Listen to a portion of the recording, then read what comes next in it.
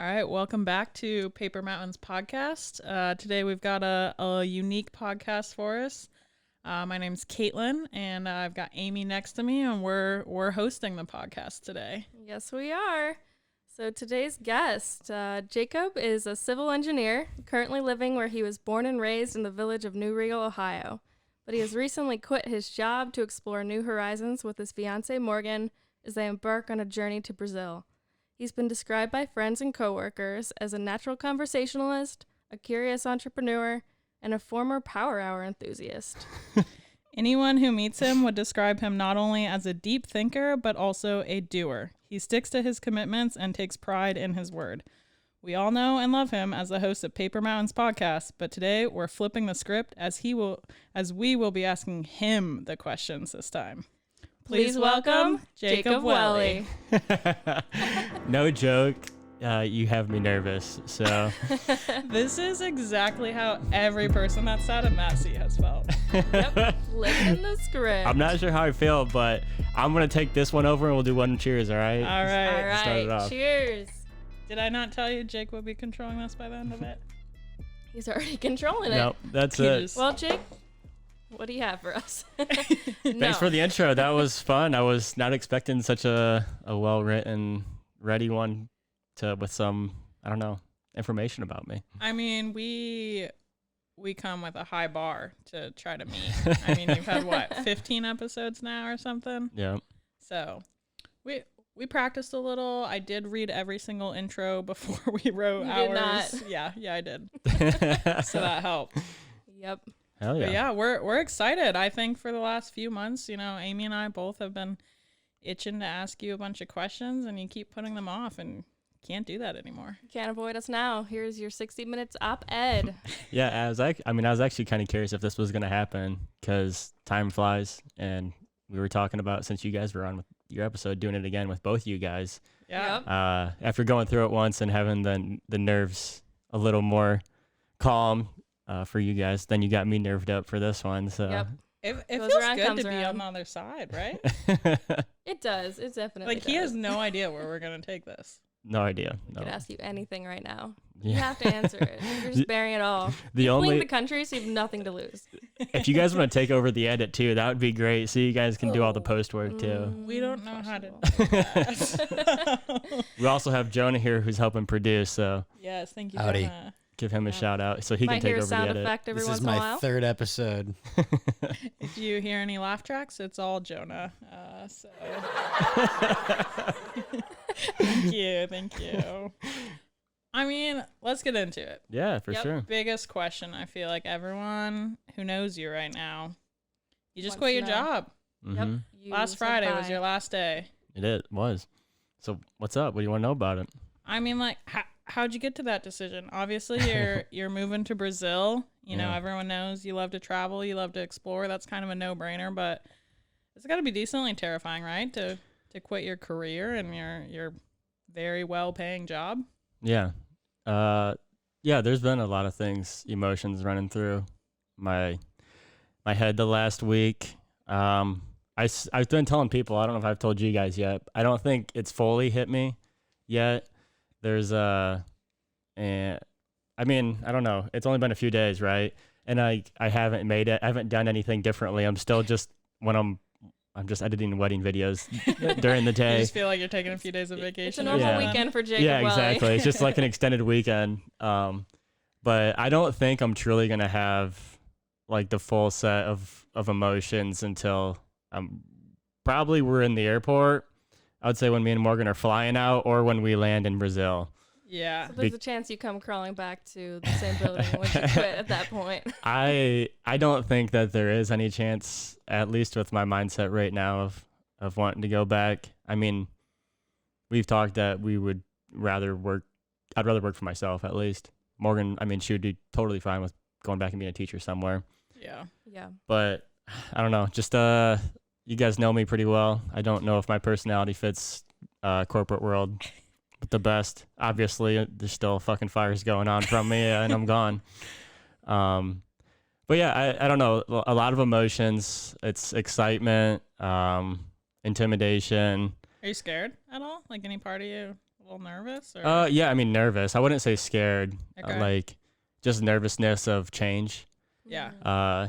Contentment is super easy to get in a routine, and when you're getting a direct deposit of money coming into your bank account every 2 weeks, it's easy to just kind of put your head down and not think about your situation, and then like completely disrupting that pattern, overdoing it for 4 years is nerve-wracking. Of like, you know, the money's gonna stop coming in. Yeah. And like completely just uprooting, and all right, you know, always up until this point, vacation has had an end point. And like, okay, you know, we're here for 10 days. Let's try to do as much as we can. And now with this plan, there's no end date. So it's like, that's going to be weird when we land in Brazil. It's like, we don't have to fit everything in into a certain amount of time.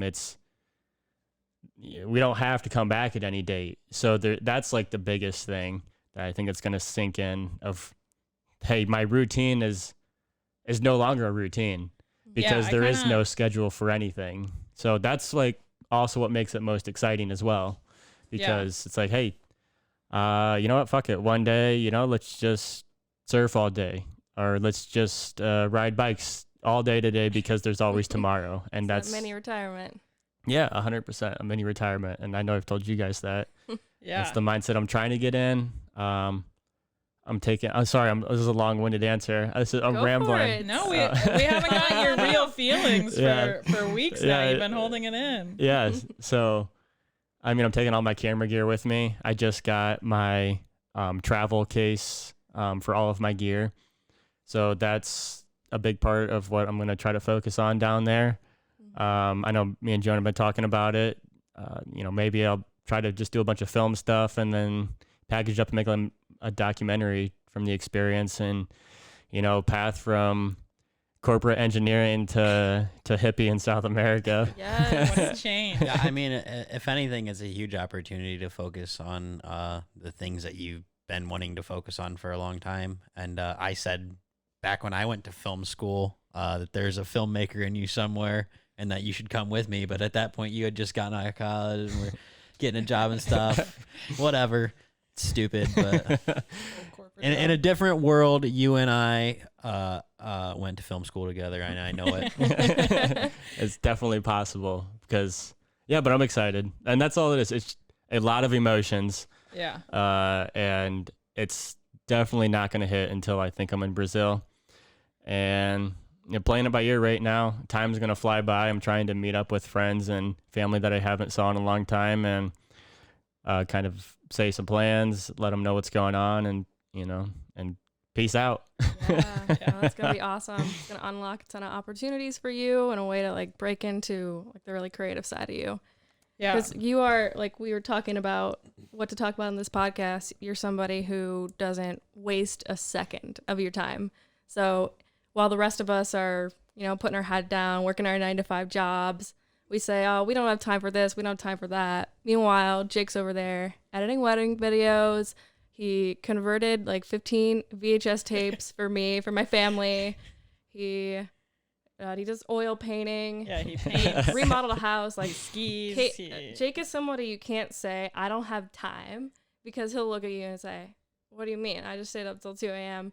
and did like a second job worth of stuff because of what he cares about. And while he's doing all this, he's listening to podcasts, so he's learning things. Oh, yeah. Absorbing things. He's and like Bitcoin over here. Current events. Like, he literally knows it all. And I'm like, Jesus, like, I went home and sat on my couch for 6 hours and I know nothing. Well, giving another shout out from someone from work, that's what Hawkins said to me, was like, so are you going to be able to turn it off? You know, right. that like clockwork in you that is always doing something. Are you going to be able to just not do something one day? Who knows? But yeah, hopefully I can shift that focus towards like my creative side and really focus on, you know, doing some travel photography and doing videos and stuff. Yep, making that content. Yep. Yeah, that's what Amy and I were thinking on the way here. Like, where do all your hobbies that you have now fit in? Obviously, you're going to be doing videography and photography and stuff like that on your travels. Are you thinking about any of that from like a business sense while you're there? Are you purely relaxing and enjoying your time and doing it like for your own happiness? Yeah. I mean, it's crossed my mind if there's an opportunity that came up where I could do a paid gig. Yeah, why not? Yeah. Extend your travels a little bit. Yeah, but I mean, I don't get paid for any of this podcast stuff. So what? I'm getting paid right now. Jonah's paying Amy and I. Oh, what the fuck? I'm not paying him, so I don't know who's paying. It's okay. I'm a producer. The budget's not very big. I told them they get paid in exposure. Caitlynn has 2 beers from Jake's Fridge. So. Yeah. 2 at the same time. Yeah. No, I don't think I'm not going to be looking for work. I saved up money. I think it's going to last a fair amount of time where I'm extremely fortunate where I'm not worried about like, oh, fuck, I only have $2,000 in my bank account and I'm going to have no money for in case of emergencies, right? There's still that fund. Like if like shit hits the fan hard, I'll be fine, like to be able to fly back to the States. Yeah. Like I'm not going to be like, oh my God, the world's ending and I can't fly back home. Right. It's going to be, if I need to drop everything and come back home and spend the money to do so, I can do it. And if all else fails, you can always smuggle heroin up your butt. Yeah. There's that. Thanks, Jonah, for the commentary. There it is. I mean, it's an option in Brazil. You got to think about where you're at. So worst comes to worst, you're a creative enough guy. You can figure out some options, no matter how dark they may be. I mean, there's a lot of stereotypes, right? And like that will be probably the biggest thing that people don't ever get to have an option to do is like fully engulf yourselves in really what the culture is about. Yeah. And that'll be, Brazil has their stereotypes, highest crime rate in the world and all this shit. And it's like, but they are another country that has a shit ton to offer, and I'm stoked to be engulfed in it. Yeah. So speaking of that, can you tell us a little bit more about like, okay, you and Morgan, you managed to get on the plane after all of your little miniature panic attacks. Like, wow, putting everything behind you. You land in Brazil. What's the plan? Yeah. So first step is meeting up with George and Paula. They're from Brazil. I've told all of you guys this, but to rehash it a little more for all fully. the fans. Yeah. Anyone who may be listening. I mean, he's definitely planted the seed, growing with George in the last few years, and him becoming my best friends was a big part of expanding just my perspective in general, because I was completely narrow-minded until I met him on a lot of things. When did you meet him? What's the story there? Okay, yeah, I'll do a backstory. So senior year of college, we moved in with each other because my buddy bought the house that we were living in, and he was looking for a 5th person to fill the house with, and he just posted online, and just George randomly was like, oh, a house to live in for 1 semester, because he was moving back from co-op, and I don't know if he moved back to Brazil at that time or if he was working in Cincinnati, but he came back for his final semester. He's like, I don't really have any major ties to anybody or like past friends who are on the same rotation as me, so he just randomly moved into the house with us, and then we just hit it off from that point. And he was kind of quiet dude. He kept to himself, and was like, obviously, I mean, we're both seniors in college and we've never talked to each other. But come to find out, we're both civil engineering majors. We've just been on opposite rotations our entire career. So we never really met each other through any of the courses of college. And then, like, towards the end of the semester, he was like, to me and Derek was, so you guys want to go to Nicaragua with me? And then we're just kind of like, whoa. I mean, I just plan on going to work because, I don't know, I don't have any money and I'm ready just to start working. And all right, this is kind of the structuring of my life. I went to college and now I need to go to work. And that's kind of what I've ingrained in my brain and my thought process. And he was always like, fuck that shit, dude. Just why are you going to work? That's the dumbest thing in the world. And then, so I was like, yeah. So we figured out plans. We just went to Nicaragua for, I think, 3.5, 4 weeks before I started my job. Dang. And That's then he really found cool. out, super pissed, that I had the opportunity to start in February or June. Oh no. And I You chose chose February because I needed cash. And he was like, "What in the hell is wrong with you?" And, he's kind of always planted that seed in my brain of, questioning why and doing things like that of like, why am I going this structure? Like, and you're going to be working your entire life. Why can't you take 6 months off? How stupid is that of you to not take 6 months off?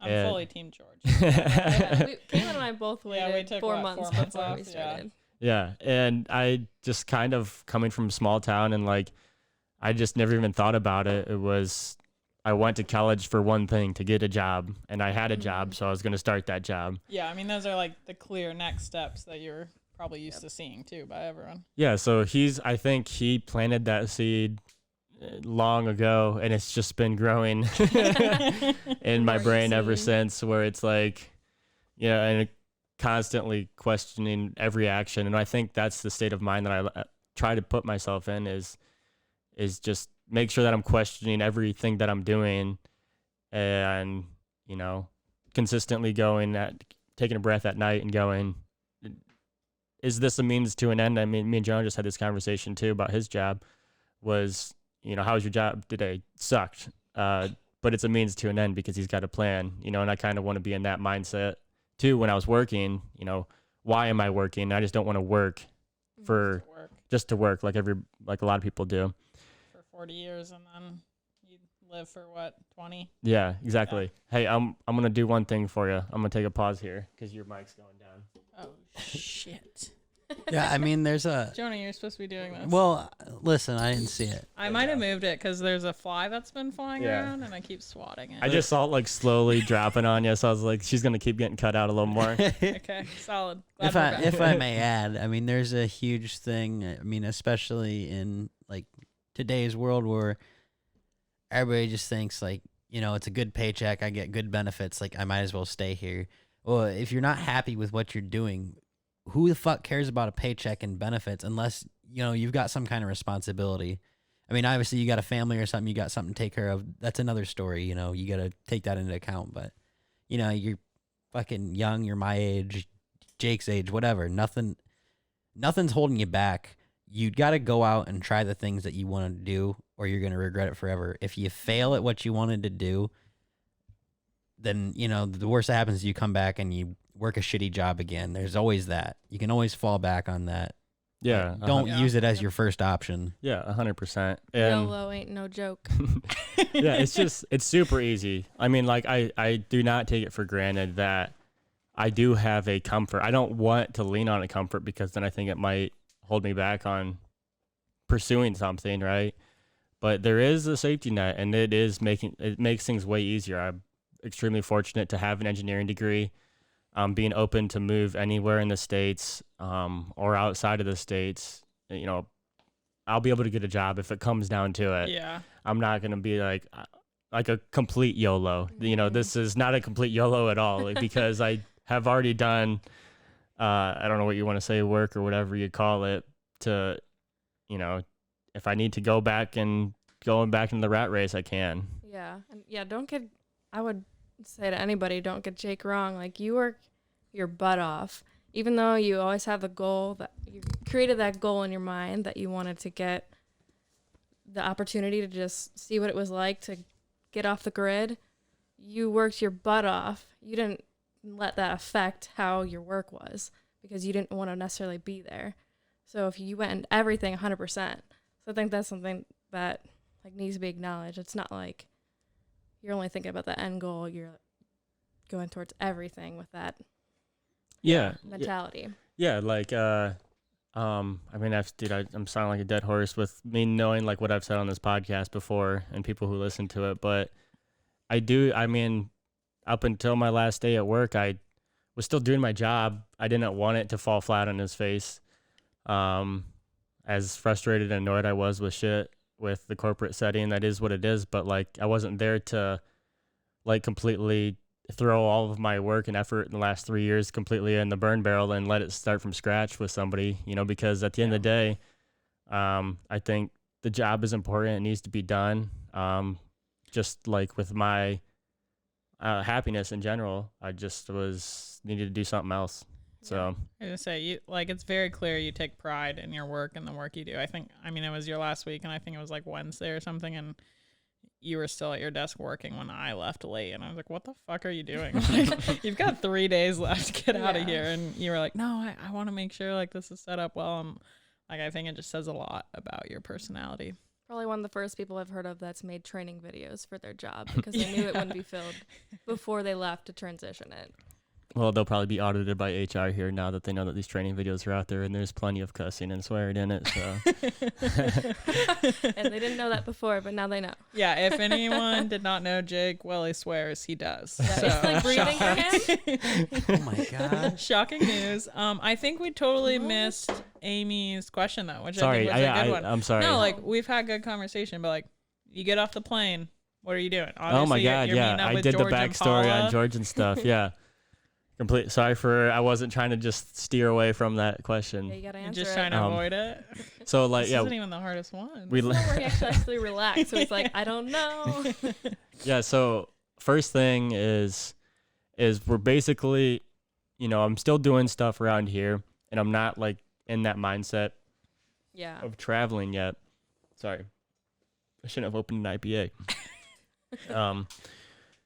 But did I grab a Rheingeist?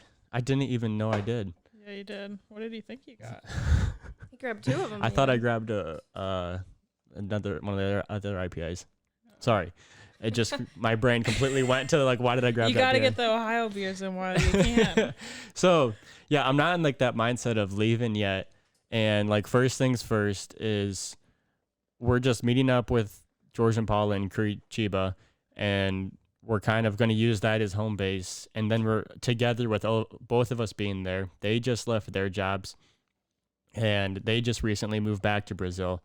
So they're in kind of the complete same situation that me and Morgan are in, where they're ready to travel all of South America, and they kind of were talking to us passively and like, hey, at some point you should come down to Brazil. Let's show you our city where we're from, because they've been here to New Riegel and Ohio and stuff.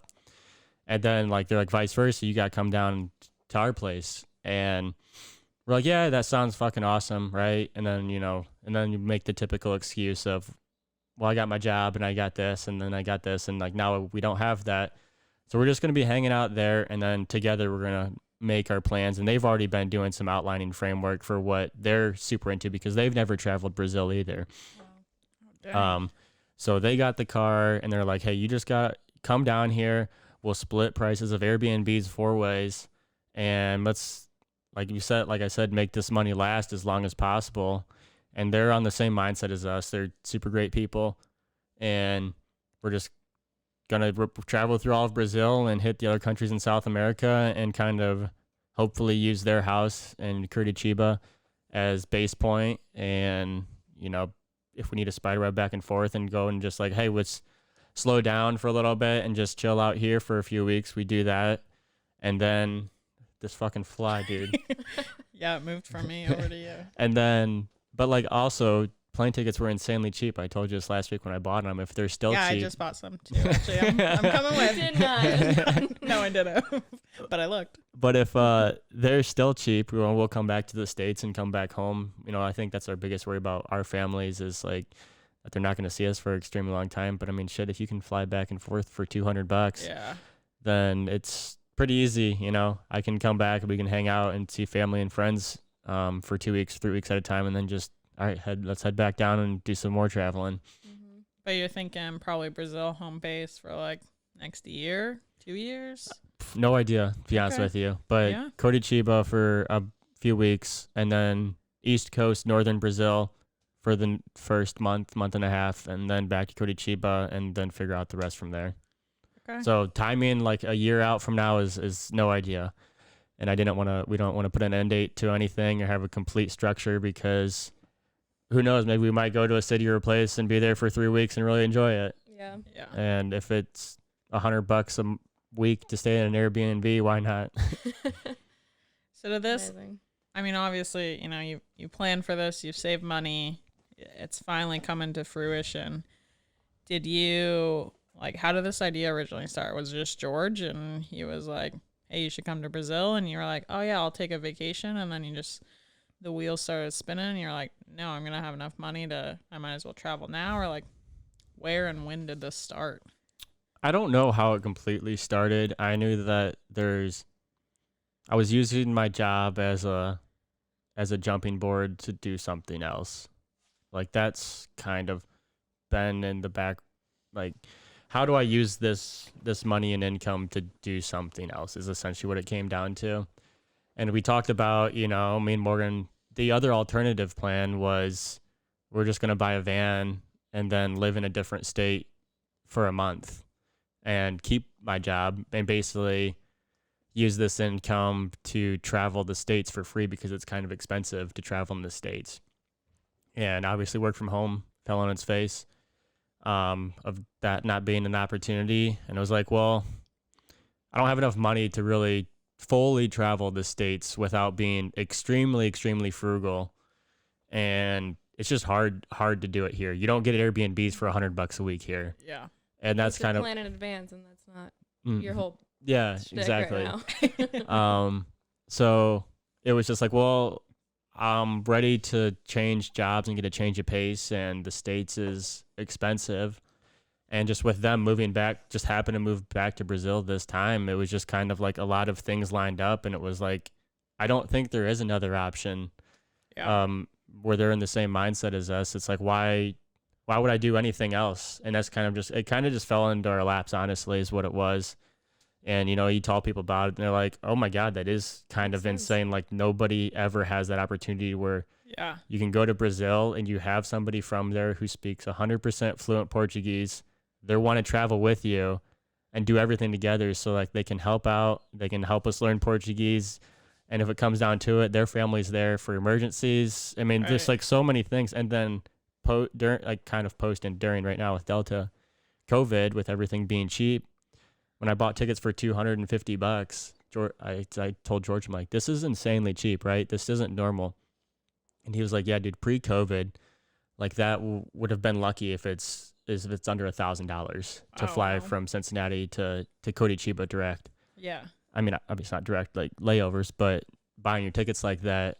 And so it's like a fourth of the price. And it's like, okay, here's another thing. Like, well, how can we pass this up? Yeah, you cannot say no. No.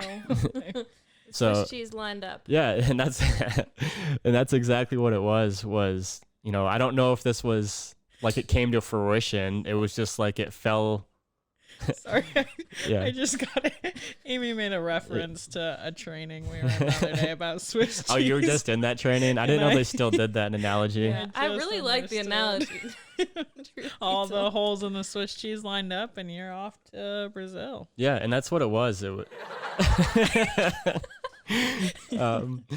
And sure, like this thing was in the back of my mind, but like nothing was like a fruition point of like this, 8 months ago, this is for sure happened. And it was like all of these things in parallel were going on.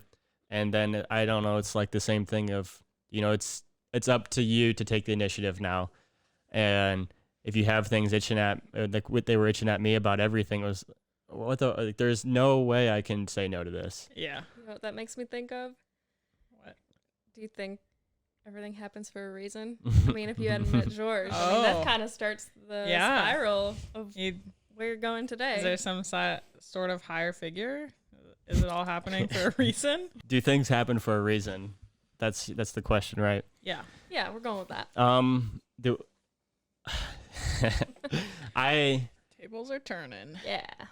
My gut instinct for that answer is no. I don't think that things happen for a reason. I think that, sometimes it's just this weird coincidences, and you can say stars aligning, but I don't think that there's a greater cosmic reason for it happening. It's just a matter of it did.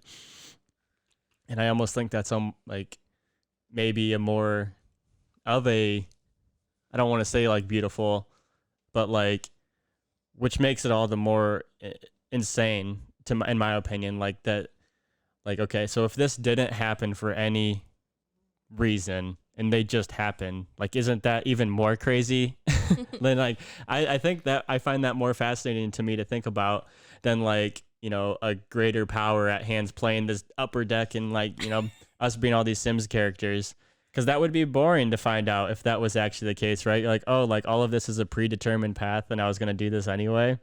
And it was like, that's, you know, if we found that out, everybody's life would be like, well, what is the meaning? Why do I make any decisions yeah, like myself? exactly. Like none of this is free will. And if you believe in free will, then I think it is just a weird coincidence that like this is crazy, and I do feel fortunate, as if like maybe a spiritual word, if you want to say, on something like that, you know. Whereas like if you're completely agnostic or not religious, you wouldn't even think twice about it. You would just go, isn't, you know, But I mean, I think it is crazier to think about that it is happening.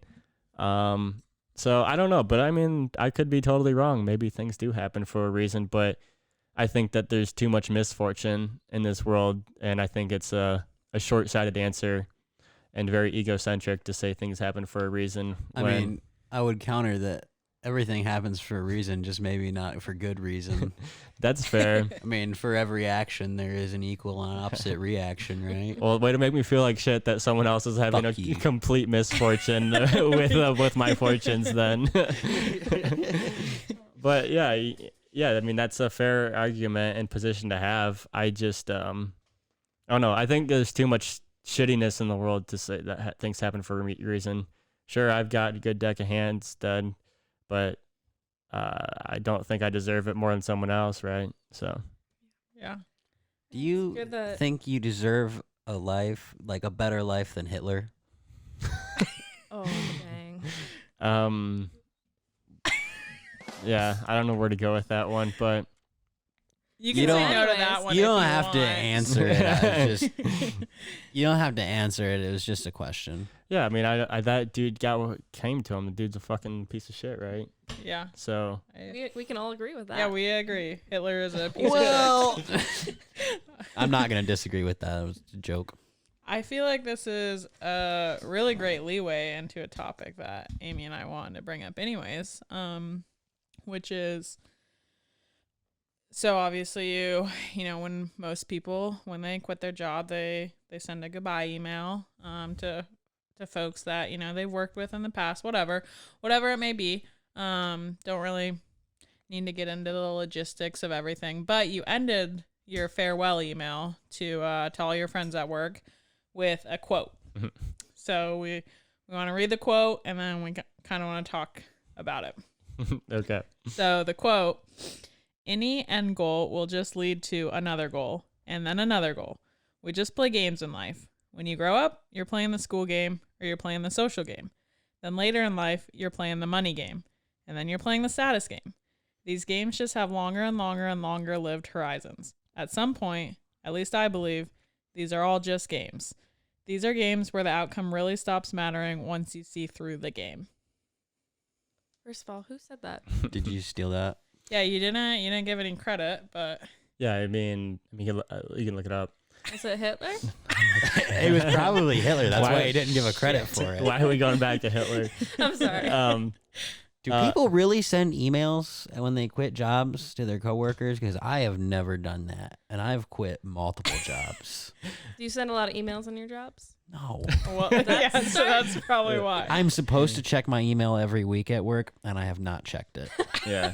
I mean, I'd say it's a standard thing to do in the corporate setting. Yeah. People, so like, I didn't want to necessarily do it because of, it's always looked as like a networking thing, and it's like kind of phony and gross. Like, keep in touch with me. Yeah. Yeah, it's like people strictly do this that way.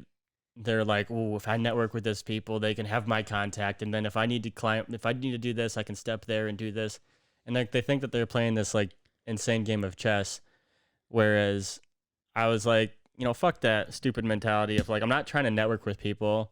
I'm closing this chapter, and I wanted to send it out in a way that I felt authentic and to myself. So that's where it came from. But I gotta give George another shout out because he sends me quotes like that sometime, and that was one of them. And that was Naval, and he's been trying to get me to read him because he's been reading him recently. And he's just kind of like a guru and like person who talks about, you know, trying to bring awareness and perspective in life. And like that was one of Naval's quotes, and George sent it to me, and I was like, that's so good. I don't know. It stuck with me, and I thought that was an insanely good perspective of exactly how I felt. I'm curious, like, on your perspective, like, how do you take that quote? So the quote talks about how life is kind of full of games, but there's no real point to the games. Yeah. So what you're asking, how that stuck with me, or like what's my perspective on like that statement? How did it speak to you in particular? Okay, because you said that quote like helped you make your decision. So like when you first read that, were you like, wow, this guy's got a great outlook on life, and like you should only care about things that matter, or like, whoa, this is kind of pessimistic and there's no real point to life? So that's funny. I didn't take it that way about the pessimistic way. I only took it in the pessimistic way of the games in life. What I interpreted as, and the way I took it was, you know, the aspiration to always go to the next thing in life, career wise.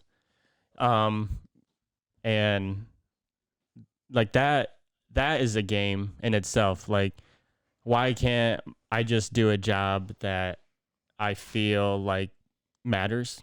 Oh, fucking God. That's a very millennial thing to say. But it's like, that's the whole game is like this path that's outlined in our normal society as a game. You know, why is it look so weird or odd when you step out of that mold of school, career, supervisor, manager, VP, you know, like that's like the respectable progression. Retirement, and then die with millions of dollars in your bank account. And like that was what I interpreted as like, that's what doesn't have any meaning. What I find meaning is like, you know, me and Morgan wanting to travel, and why would we go through these games and hoops to do it when we're 60 years old, when, like I said before, it looks like these things align that we can do it now. So why wait 40 years and go through these games of trying to do the status game and improving your career and doing all this stuff? You know, that's the way I took it. I took it in less of like, hey, you should take this opportunity to look at, seriously, just take a step back and think about your situation and ask yourself, why are you here? And if that answer is that you don't think you should be here, then you should try to make sure that you're not. That's the way I took it. I don't think it means that there's no meaning to anything at all. I think there's no meaning to the lie to themselves to people. I've said this before. People lie to themselves in our society where they're making more and more money, but their cost of living just completely follows that trail of them making more money, where it's like, okay, living above their means. Yeah, not necessarily above their means, but like they continue to live paycheck to paycheck, even though they're making $500,000, because as their status gains, so they have to hold that illusion to themselves. They want nicer things. Yeah, so it's like, all right, well, now I need to buy a $200,000 Escalade, and then I need to buy a $600,000 house, and then like, well, I'm making more money now, so let's move out of this house and then buy a $800,000 house. And then that's the game. You're always chasing your own tail of like you wanting to make more money, and then you always spending more money. Just trying to build those paper mountains just to watch them burn. If I made that much money, I would still drive a shit box and live in a reasonable house, but I would have so much stuff that nobody would even know about. Yeah, and that's like fine. I think people can take back and sit back and say what they would do and what they would like to do with money. But at the end of the day, you got to ask yourself, like, is this worth me working 80 hours or say 50 hours a week for 20 years to get to that point to buy extra stuff? And my answer to myself was no. If it is yes for you, then fuck it, man, go for it, right? Do you. Yeah. Yeah, definitely. It's different for everybody. Yeah. I know. Yeah, and I don't want it to like sound bad like I'm shitting on people who do follow that path, because if you want to do it, go for it. I don't think there's anything wrong with it. I just think that you should ask yourself, is this what you want, and why? And if there's realistic and true answers that you can pass the red face test for, and you being authentic to yourself, then go for it. I just don't think there's many people that would pass the red face test. Yeah, of what they truly want versus what they're portraying. Yeah.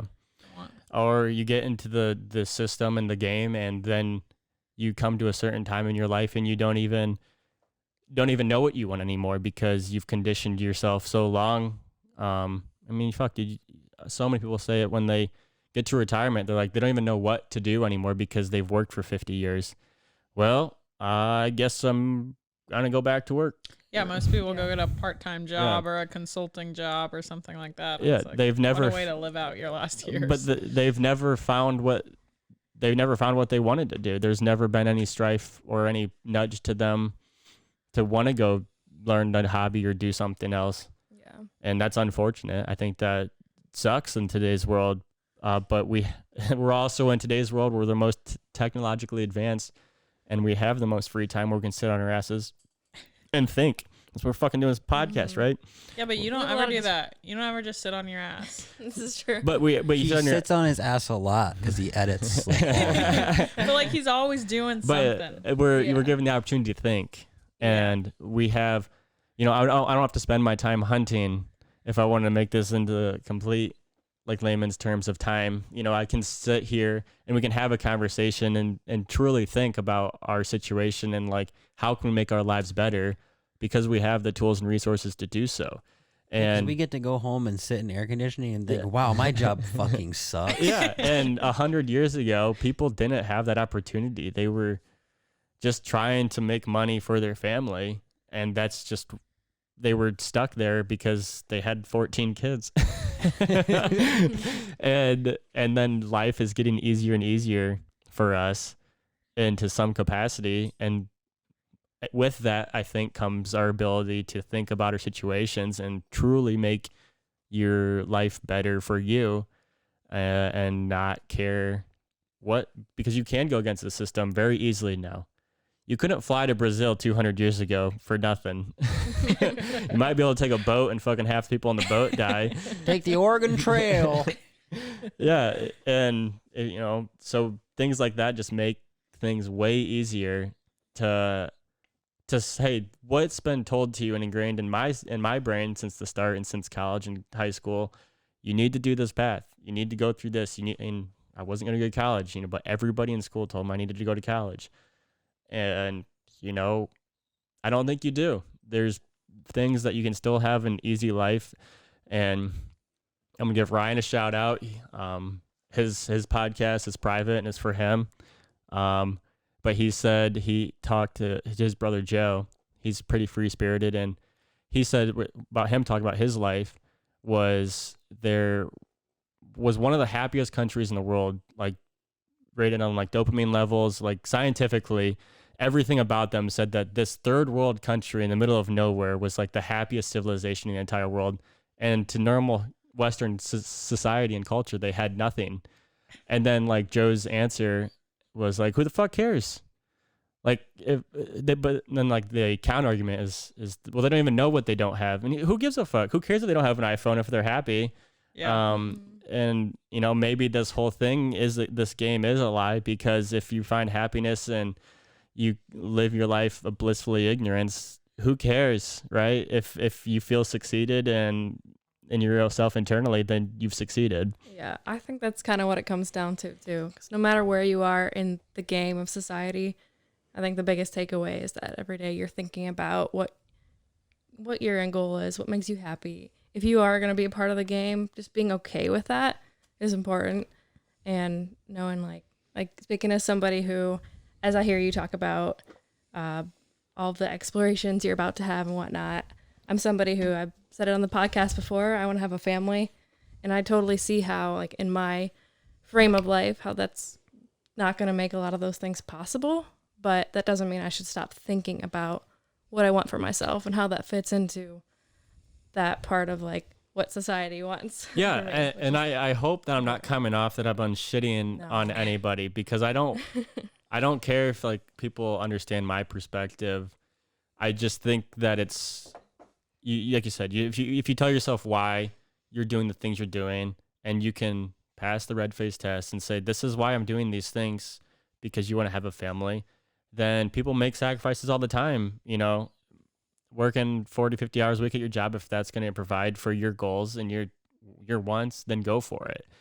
You know, what I would just say to you and anybody else is like, don't get caught up in it then, right? And then in 20 years from now, you feel like you need to make more money, and you're all of a sudden working 80 hours a week and not spending time with your family, right? And then you've lost sight of what your goals were. Yeah. You know, it's like originally you kept this job because you wanted a family, not, you know, to have a family, you got to be there with them and spend time with them. And like I said, I'm extremely fucking pretentious to say this shit, and like, who am I to say who should do what and who can live the way people live their lives? But like, I think truly that in today's world that we are given way more opportunity than a lot of people have ever had in the past, and with that comes, I think people should step back and think about situations, because you can. You have the time to do so. You have the resources. And people used to not be able to do that. And it sounds conceited and pretentious a bit, but I don't mean it like that. I don't think it does. On the flip side of that, I think too that sometimes we maybe have we think too much about maybe what our grand purpose is in life. Yeah. And forget to just step back and live a little. I mean, you spend so much time thinking about, you know, where am I supposed to be in life, that you end up completely just forgetting to live. And that's something that I've been kind of coming to terms with in my own life right now is where I'm at. And it's like, I'm working right now towards a goal, and I know what I want to do. I know where I want to be in the next few years. But then there's this other part of me that feels like, well, if I commit myself to this path right now, I could be missing out on a ton of other stuff. And as I keep thinking about it, it's like the less likely I am to go do that. So I'm trying to get there as quick as I can so that I don't talk myself out of these things that I want to do, because I've got so much time to think, you know, oh, well, maybe I would like to travel a little bit first. Well, I can still travel and move to Atlanta. Like, it's not going to stop me from traveling. But as I run things through my head, I convince myself of things that, you know, maybe aren't true, but 100%. It's a fine line, I think you should toe of, you know, if you're always, my perspective isn't that the grass is always greener. And I think that's a dangerous line to toe, because you won't find happiness then. If you're always just thinking, my life sucks because of this job, and this other thing will make me happy. It's going to hold you back. Yeah, and I think you have to have that happiness internally before you can experience and live life. And yeah, 100%, I can totally see how this perspective can come off of seeing like the grass is always greener. But yeah, you 100%, you got to find happiness in your everyday life and yourself before you can even enjoy what you want to do. And right now, that answer is traveling, and we're going to do it. That's all there is to it. Yeah, do it. I think it comes back to like what you said. You were using your job as a means to get to where you want to be. And that's essentially, like, I don't think you're coming off as pretentious or conceited. Like, you're telling everyone else to just make sure they're doing that. Amy wants a family. She's using her job as a means to then support her family. Like, it's just, everyone has different wants in life and different things that'll make them happy. And I feel like it just comes back to the quote, like, you work to live, you don't live to work. Like, just make sure you're constantly checking your priorities, and like, your job isn't everything. Just use that job to then get what you want out of life. Yeah. And some people, maybe it is that job. Yeah. You love that job so much that that's what you like doing. Yeah. Cool. Sure there's nothing people wrong out there. Yeah. Those people exist somewhere. Yeah, somewhere. Somebody likes their job. And that's nothing wrong with that, right? Yeah. It's just a matter of telling yourself, and is this true? Is this job really what makes me happy? And if you sit down at night and you, with the clear mind, and you say yes, then fucking go kick ass at your job. Yeah. Fair. Snaps for that. Wow. What a quote. Go kick ass at your job. Oh man. I feel like Sorry guys, like, I'm nabbing the mic. I'm fucking talking. This is great. weird for Hey, me. No, this is I got a good. quote for you, Gold Jake. nuggets. You were given 2 ears and 1 tongue so that you would listen more and talk less. So shut the fuck up. If I'm talking too much, just cut me off. And No, this No, we is love exactly it. what we wanted, because every other podcast, it's like you just sit there silently and like let people ramp. Like my podcast, I was like, why the fuck didn't Jake like interrupt me or something? Like, so I think this is good. We want all your thoughts out. all right, Let it flow. We're gonna get it engraved after this. Yeah. Very large pedestal. We're gonna. A pedestal. What is he dying? No, Well- that's not the word I was looking for. Like a tombstone? Like a. plaque? Nope. Platform. well, all I'm saying It's is fine. is you Fine. guys are taking over as host and co-host pretty well. So maybe you just might have to take over the reins of the podcast. Is this basement available? Because we could invite people over every now and I don't know if my Yeah. parents would necessarily like people coming over and just intruding their house once a week to drink and record themselves. then. Yeah, that's fair. We could just interview them. They'll be our first ones. Yeah. See the inside How does it scoop. feel that your son's 26 and finally moved out of the house 100%?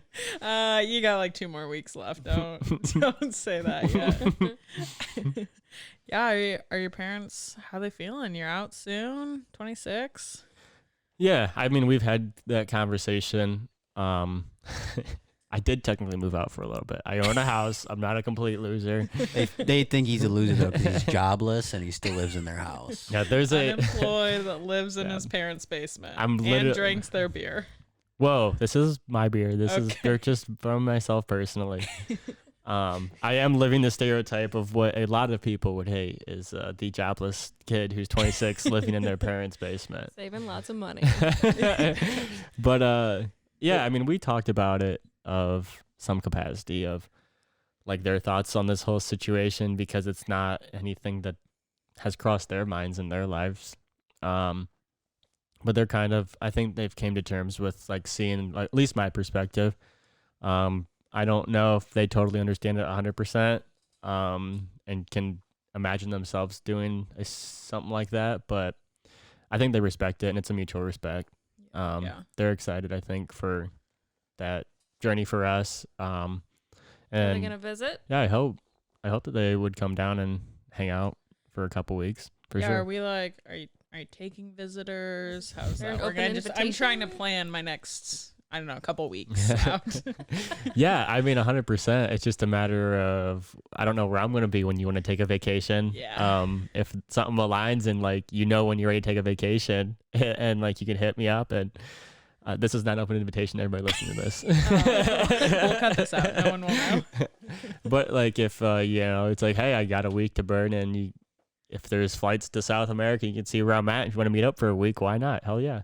Yeah. Okay. So like, do you Sweet, we're think that surfing. you'd want to like maybe meet me somewhere? Or No, this invite isn't open to everyone, Jonah. Sorry. that's fine. That's fine. Just go home. You need to stay here and produce this podcast and start. We're changing the name to Shit Mountain. It's gonna be about how much I hate you and life. Wow. And I'm just gonna have guests on and be like, "Hey, life sucks. Don't even try to argue that it doesn't." I like the idea of someone taking over this podcast. And what do you think about this Jake Welly guy? You don't really like him, right? And it's like you just talk to people and talk shit about me. Even if they don't initially want to talk shit about you, I will push them into it. We'll somehow just like talk long enough I'll that get them comes to out. say stuff and edit it in sequence so it sounds like they're talking shit about you. We're back, baby. We're back. Are you ready? Yeah. You get a clinking of my ice. A prickly pear Mick Ultra. What do you think? It's pretty good, ain't it? Yeah, I think it's a it's good not light bad. beer. It's definitely probably doesn't taste like anything after having those two things, though. No, these are, I mean, I've had a random mix. I started with a Bud Light, went to a Crown Royal peach tea, A shandy. Oh yeah, I got one question for you guys. Oh shit. Uh-oh. Your first experience with Sonny Jacks. Yeah, I can't believe Hell we didn't even bring it yeah. up. Amy's been waiting for this This- forever. Oh, man. This place has gotten multiple shout outs from past guests, and it's been a place of infamy in your brain for. Yeah. Imagine you finally get a chance to go to Washington, D.C. You walk into the White House and you just see a painting of you on the wall. Like, it's a special moment. That's how I felt at Sonny I thought you were Jacks. gonna say like you thought it was Disney World and it was kind of like in a warehouse. Yeah. Amy wanted to No, go to it's Sonny magical in Jacks every way. so bad. She wanted to leave that fundraiser we were at for the disabled child to go to Sonny Jacks. Well, Jesus. that Remember? doesn't sound too Shout good, out to but, disabled children. Billy was there, and when I saw Billy, I just got the thought in my mind that that's where we all needed to be. Sonny Jacks. Those wings were great. I mean, I'm not a big honey mustard fan. Is that what it was? Honey mustard? But those were solid wings. So. Yeah, what did you call it? Radioactive yellow honey So, mustard. shout out to Kuhn. If I Yeah, may Coon, interject, shout out. what I think of when I walk into Sonny Jacks is not good. It's not good things. I walk in there and immediately I feel like I want to die. Okay. That instant, huh? I look at people around the bar who look like they feel like they want to die. Maybe Jake. They need to listen to Jake's podcast. I Yeah, did look get that within. vibe. I did feel like a lot of the people in there probably wanted to off themselves. Wow, I was like, I heard music in the air. There were birds flying. The We had a Disney movie. completely different experience. I did also. I used the bathroom at Sonny Jacks, so Oh, I didn't have that. contact me in a few weeks if I have a disease or something. Last time I tried to use that bathroom, there was a million people who were trying to go in behind me, and I cannot pee if somebody is standing next to me. I stood there for like 10 minutes, could not pee. So now anytime I'm there, I will pee outside. I don't care. I mean, Jake pees outside everywhere he's at. He's in a like suburban home and he goes outside to pee even though he's 10 steps from the bathroom. So Yeah, I feel like that's just a new Riegel thing at this point. I mean, obviously it held up to like your expectations though. Yeah, for Oh. Sonny Jacks, I mean, you knew it was a dive bar going in, and that's Yeah. what it is. It's a chill place. It was It actually was better than I expected. Yeah. You did not like chalk it up. Yeah, I walked in there tonight and I was like, oh, Yeah. a great place. Yeah. Sat a bar. outside, great weather. today. great Cash weather. only though. Like, where are we? This is like Alaska. We're like back in the 70s or something. Has New Regal not gotten up to speed on the credit cards? Or? Yeah, 100% small town Okay. stuff. Okay. I don't know. We were just talking about that. I don't understand why people don't take credit cards anymore, because everybody who's using a credit card is more than willing to pay like the 2% extra just to use a credit card for convenience. True that. True I that. don't ever have cash on me. Yeah. So. It's like usually it's like, well, I get 2 to 5% cash back for every purchase. So like, who cares if you charge me Yeah. 2%? That's 27% interest because credit card debt, right? Just kidding. I pay my credit card.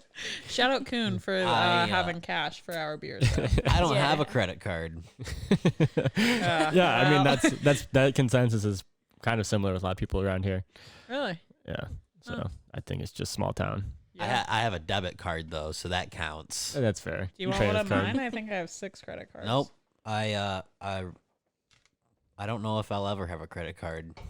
It's too dangerous for me. That's fair. I mean, if you know, like if we talked about Yeah. this before, like if you know, like credit cards are like it's just gonna cause you to spend money you don't have, then don't get one. Yeah, 100%. I think Yeah. that it's the same thing. Being I- aware of what you're gonna do. I'm not good at saving money, but I am being very money conscious in not getting a credit card. Hey, improvement, self-reflection. I like it. I'm sorry to be texting I'm a real piece of shit. to adjust the steer the conversation. I'm gonna tell Morgan to come over though. Oh, perfect. Morgan's coming. Hey, is she off work already? Yeah. Damn it. I was gonna Oh, have you tell her to us bring stuff. ice cream.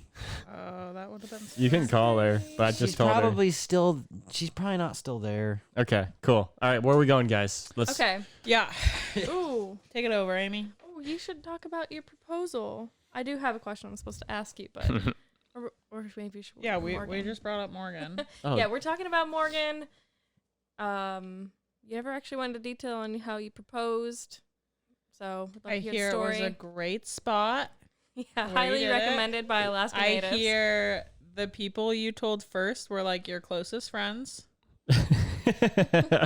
Sorry, Morgan's texting. Yeah, I'm while completely ruining this fucking conversation. Okay, she's like, "Oh, you're recording a podcast," and I just keep telling her to come over, and she's like, "Oh, weird. Like, who you recording a podcast with?" Okay, the proposal. So this is a fair reason to kind of ignore the conversation because I'm talking to Morgan, right? Yeah, it's your fiance Your now. priorities are set straight. That's just good. Mm-hmm. So, I don't know if Alaska wasn't the original plan. I think you guys both knew this. We did both know this. That Texas, Sorry, Morgan. Yeah, Texas was going to be the first plan, but with COVID and the delays of delivery since I purchased the ring online, it wasn't. I didn't have the ring yet for a long time, and I just didn't. I felt like with us dating for so long and us going on a ton of trips together that it would be a disservice to not do it on a trip. Yeah, that's fair. I was like, oh, you're going to propose after dating me for like 8 years or 9 years and just do it in New Riegel, Ohio. Yeah, Just no, is Parents' like- basement. Very solid choice. Yeah. And Yeah. it was like, well, all right, the next trip is Alaska. So it's got to be there, right? It's a pretty big place to go. And, kind of not part of the lower 48, and it's kind of its own world of Some would say legacy. the best state in the U.S. It's up there. Yeah. What about Idaho, though, guys? That's a tough one. That is tough. Alaska still might have to beat its reins on uniqueness and Caitlin's like, it better. just like the Careful. complete size of it's unfathomable. Of Yeah. when you drive places and it takes you 5 hours and you look at it on the map and you go, oh, I didn't even touch the even, any of like, the state. You traveling around in an RV for 2 weeks, you like barely scratched the surface. Yeah, it was Yeah. like you stayed at this one little arm of Alaska and like not even close to the size of the state. Yeah. Speaking of which, my brother is going to Nome, Alaska, like 2 weeks from now. I don't even know where He's, that's like, at. along the Bering Strait. He's like 100 miles from You Russia. don't, Oh, that's you don't awesome. remember Nome? Balto? We had this whole Oh, that's where Balto conversation went? about Balto wasn't the lead star. Yeah, he was the phony Yeah. guy who took all the credit. Don't Yeah. talk shit about Balto. Hey, I don't talk shit about Balto, but someone does, and Jake agrees with that someone. Read about it, dude. Balto's he barely did anything. Oh yeah, give me sources. Apparently, I'm not a true Alaskan because I didn't know the actual 5 dogs that helped Balto. Give I me only knew give me a Balto's source. So the definition of Balto, to go on a Thank tangent, you. is Don't know what that is. You don't know what Balto is? the dog. He the race brought dog? the medicine to See, Nome. That's why Sonny. they have the Iditarod. Do you know what the Iditarod is? Bobsled team? Amy, you're failing me so hard Guys, as a like- friend of me, an Alaskan. No one educated me. You gotta tell your brother because he's gonna be there during yeah. the Iditarod. Oh, is he really? You will? I think so. Yeah. When's it? When's that? I don't know. Sometime in the winter. Okay. Definition I'll of make sure he Balto knows. Yeah. is there's a team, a 4x4. Everybody hands the baton off, and they run a quarter-mile lap, and they run a mile total, right? So like a 4x4. Balto was the last leg, except he ran like only 50 meters of the 4x4 and ran that 50 meters the fastest at the very end. So he got all the glory because he won the race. Oh. He brought medicine to sick children and the other dogs died. So Balto came in. Without Balto, the medicine would not have gotten to the sick children. But he literally only ran the last leg, and all of the other no, dogs I'm did the pretty hard sure work. he ran But why are you the talking second shit about most. this dog? All right. This is a race No, it was. to bring We're medicine. gonna. I'm pretty sure there was a movie and everything. Mm-hmm. We literally learned about it in school. But it's Yeah, I've watched the movie. there's this disease taking out children in Nome, And they stopped the virus spread. And Balto put the medicine on his back What's and it called? ran the entire fucking way. literally called Balto. But he Oh. brings the medicine, so every year there's an Iditarod, the longest dog sled race in the world, where there's literal mushers and their team of dogs that race from Anchorage to Nome. It's numerous hundreds It's of ringing miles. a bell for me now. Yeah. Yes. All that I'm saying is Balto got his legacy because his corpse is he's stuffed and on some display in some museum, and his bones are in another museum. There's That's what statues happened. of That is- him in downtown honestly- Anchorage. Yeah, what a also. legacy. Honestly, I hope that I can do that someday. I would like to be stuffed and put in a museum. I thought you wanted to bring Medicine Jonah, to children. You'll stay in my house. You'll be in my basement. That'd be awesome. You rig me up with like a voice box too. So I want to be like a big mouth Billy Bass. So you can play anything through me like an Alexa. And This has taken a big turn. Okay, Can we get back to sorry. the The engagement? Yes. Yeah, my bad. This is what happens when you guys aren't steering the you're letting me off. We're trying to let you be free, but also steer you a little just bit. The engagement. So Alaska was landed on. I had the ring. The Alaska video will be coming soon, so you can Been stay. waiting You every guys, day for it. yeah. That will be fun. I'll probably have to work with Jonah on scoring the music for that one too. But I did the music for the Texas video, so it's whatever. I'm pretty cool. But so it was like the thing was I had everything ready. I was there for work, and then it was okay. Morgan's coming up, and the question was, where in Alaska am I gonna do the proposal? And I had no idea. And it was like we kept going places. And it was like, ooh, that place or hike would have been really nice to do it. And then I went to another place, and it was like, ooh, that would have been nice. And then it was like, finally, I was like, You just have to do it. yeah, at I know. some point. It was just like, okay, I need to get this like off of my shoulders because I need I'm thinking about this in the back of my mind everywhere we go. It's just like, all right, am I gonna propose here? Am I gonna do this? Am I gonna do this?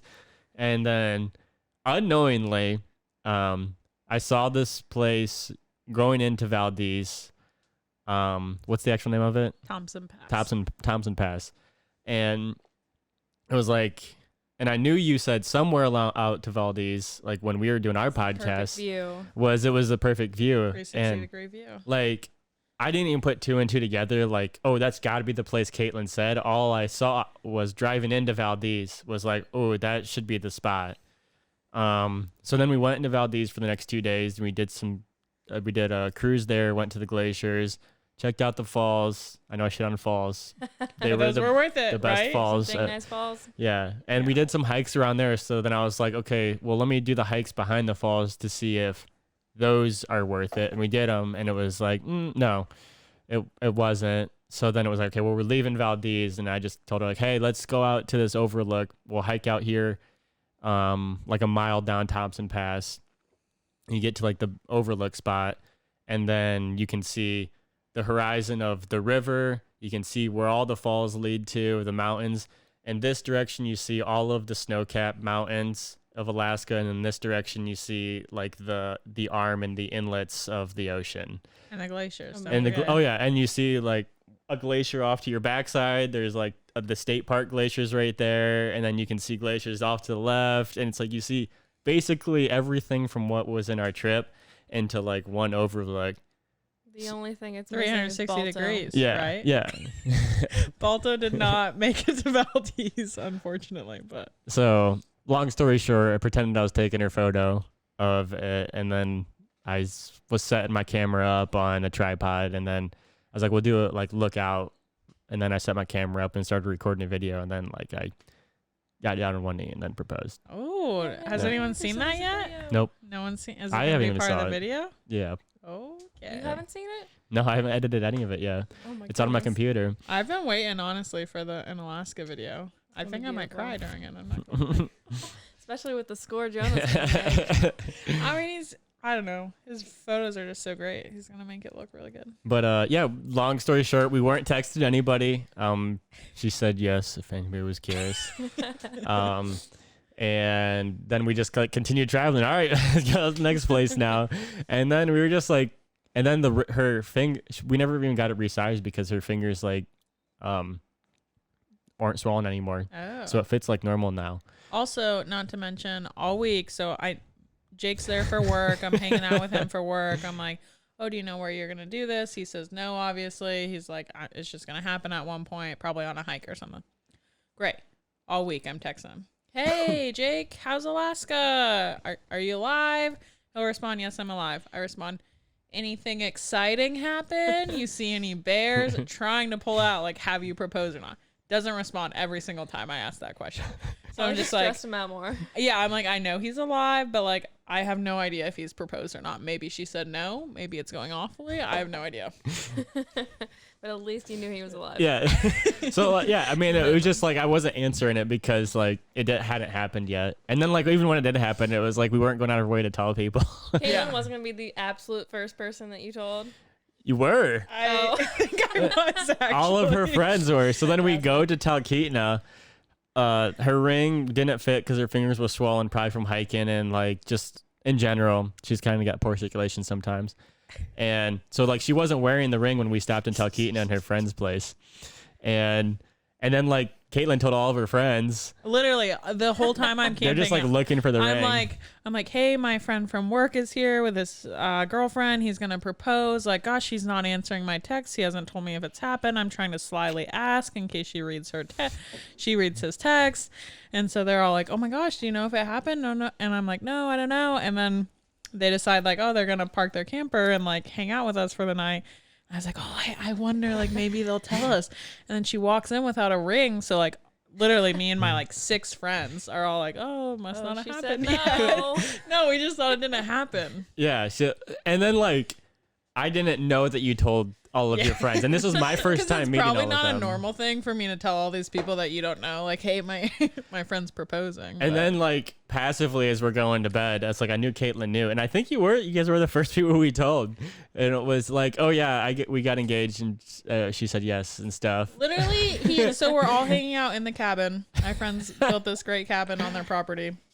We're playing games, but like Jake and Morgan were pretty tired, so they weren't playing, but I was like, oh, can I like see some of the photos you've taken? So I'm like scrolling through and like trying to play a game. That's what and it was. scrolling I was just through. waiting for you to get to the photos. Yeah. And she never got to it. And it was don't get to I'm it. fucking tired. I'm going to bed. So they're like, okay, we're going to go to bed. Jake takes his phone back. They're literally halfway out the door. Like, I think the door to the cabin is open. And Jake's like, oh, by the way, we got engaged. You just didn't get to the photos yet.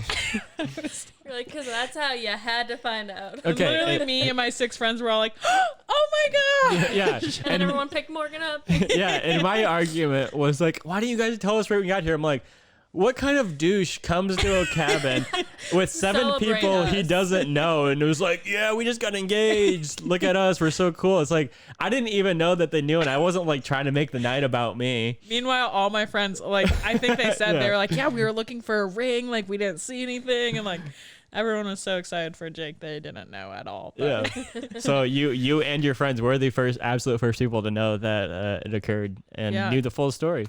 Sorry, Jake's friends and family. That's fine. So that's the story. Yeah, we did it. All of Caitlynn's friends, we celebrated up in Alaska, up at her friend's cabin, and then we went to bed and went to Denali the next day. Yeah, rode some bikes. Yep. That's amazing, guys. Yeah. So that's the engagement story.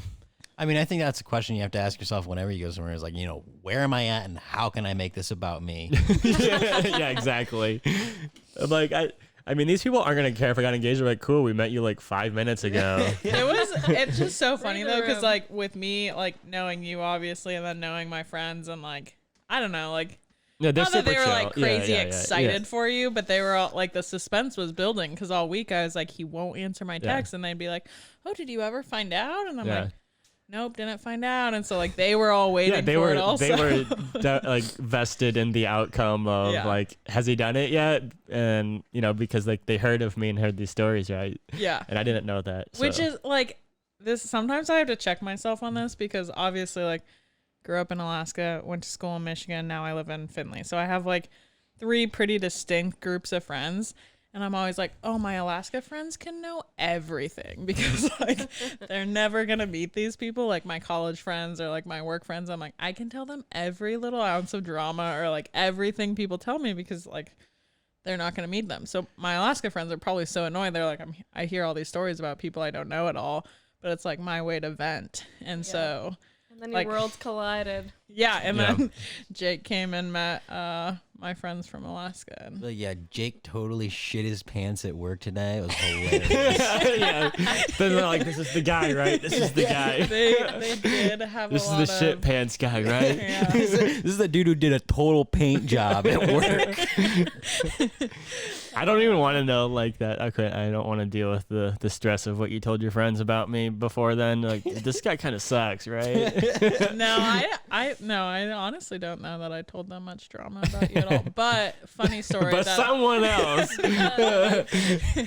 No, funny story that I haven't told you at all before. I actually didn't tell anyone because I didn't really care that much. But you did laundry at my friend's house. Oh, yeah. Oh God. I was. Oh, What did you leave behind? What happened? Is it on a flagpole now? Well, so I was staying at my friend's house, and Jake wanted to do laundry before him and Morgan started on their 2-week journey, and I think a pair of underwear and a shirt did get left behind. Of mine? Yeah, I mean, it wasn't either of the guys that lived in the house. They wanted to keep it. Huh. I never noticed it, so I- shouldn't yeah. much I care. I was told to bring the underwear back to you, and I said no, like just throw it away. I was hoping you. They may have a lot of holes in them, from what I have heard. Yeah, I mean they were clean. They went through the wash at least, but yeah, I've seen your underwear. Jake, you can wear the underwear. This is me officially letting you know that you can have the underwear. One Jake to another Jake. Yes. I thought maybe you were speaking to yourself in the future. I was very confused. 20 years from now. Caitlyn's friend is Jake. Yeah, I was seriously confused there. I'm like, because you looked into the camera, and you're like, Jake, you can wear the underwear. I'm like, well, of course you can. They're yours. This is a very Secret Inception podcast. Of like, so when I go into editing and go, oh yeah, I gotta ask for that underwear. If somebody got a top. Sorry, got it. I'm giving too. We're going the too long on weeds these on answers. random Yes, tangents. but that's the engagement story. No, Proceed. Congratulations. Thank you. We're Yeah. happy Thank you. for you both. no, I think it's. Please don't clap in the mic. Thank you. Sorry, producer.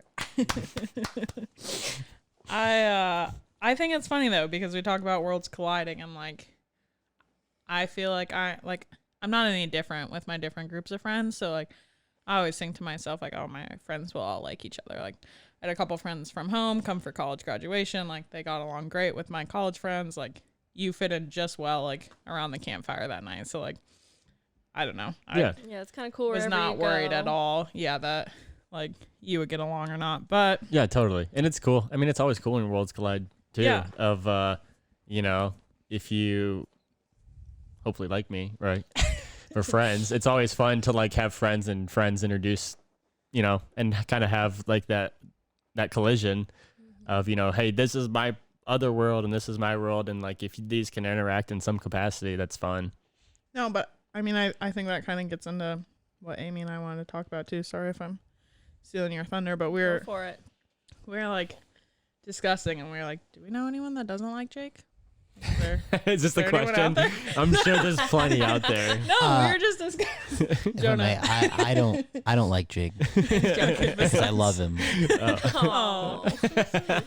But we were talking about like your personality test results or whatever. You're an 8, as we talked about on our podcast, and like when you read the description of an 8, you're like, wow, asshole, like dick, Hard-headed. yeah, like controlling, like their way or no way. So we were just talking. We're like, whoa, you're an 8. And like it makes sense for a lot of your personality, but also literally everyone that meets you likes you. And like you can get along with everyone just fine, no matter their personality or not. Because Yeah. he's very manipulative. Yeah, I'm a sociopath. So Oh, there's a follow-up question to this. Okay, what's a up? little bit. I thought it was like, do people like hate you? I'm like, yeah, I'm sure. Well, that kind of brings us into Caitlynn. Pretty much, Caitlynn did a lot of research, talking to some people that you knew. Oh, and, God. Well, I no, before this podcast. Oh God. And Yeah, I'm actually nervous. I'm not gonna lie. okay, should I read the one? You got Here, people I to can say go. something. Well, so, Yeah. Oh, okay, cool. You may have remembered in your intro, I said, friends and coworkers would describe Jake as. Yeah. I think Amy said that. So those were like real answers. So I Yeah. asked some people, Okay. some of your friends, some of your coworkers. I was like, hey, if you had a word or a phrase to describe Jake Welly, what would it be? Okay. Cool. Yeah. So I'm curious. some of them from the intro, just to repeat those, were a natural conversationalist, think it's pretty obvious from your podcast. Like, Are you gonna tell me who said what? Maybe. Okay. A curious entrepreneur. You're always getting into something new, learning more about things. And then the other one from the intro was a former Power Hour enthusiast. That had to be Austin, right? Pretty accurate, yeah. Shout out Coon. Shout out When's Coon. his podcast gonna be? But yeah, there are some others. Amy, you want to get into those? Yeah, we got autonomous was a word. I think they kind of meant like self-sufficient. Yeah. Sticks to your own beliefs. Oh man, this is a good one. A loose cannon. I don't know who that was. That's in the notes. That one was Coker. A ruckus at work, which kind of goes along with what the text you just got. If you want to share. Oh yes. So I did ask one of our coworkers, Spencer. I thought, True shadow. Hell yeah. I thought he'd have like some good stuff to say. At work, he said, "Let me think about it," and then he never got back to me. So I just texted him again while we were here. And I'll just read a few of the texts. Oh no, I forgot to respond. Are you rolling already? Did I miss it? Start over. I'm assuming you're just reading these texts live on the podcast. So no, I wasn't, but now Pretty I am. close. His way to describe you was an enthusiastic swearer, but in a good way. He's good at swearing? ? I don't know. That isn't really like his defining characteristic, though. This is hard. But Spencer thinks you're an enthusiastic swearer. Yep. Which I don't disagree with. That's fair. And then like the biggest one that I think kind of really wrapped up what a lot of us thought. We're on our way. Caitlyn and I used this word, enigma. And we were like, yes, there you go, enigma. And then Caitlyn looked up the definition. Yeah, it's like, can you say the definition? Yep. Yeah. It's a person or thing that is mysterious, puzzling, or difficult to understand. But Here I am breaking those barriers and answering these questions. Yeah, we're trying to...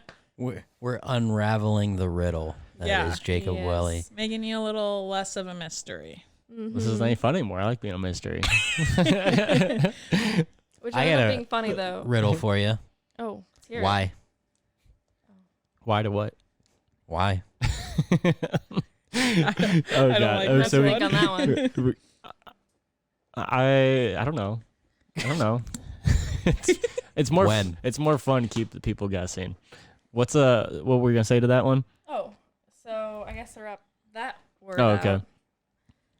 We asked another person that was on your podcast. Caitlyn texted. You can read it, Caitlyn. Yeah, so that enigma response actually came from Travis Schaefer, aka Paper Mountain super fan, self-proclaimed, I think. I can't. I'm not looking at. If Don't- I had a camera on me, I'd be looking into it and pointing at you right now. Here, 1 second. I think we got to reset the camera. No. Yeah. Oh, you're recording?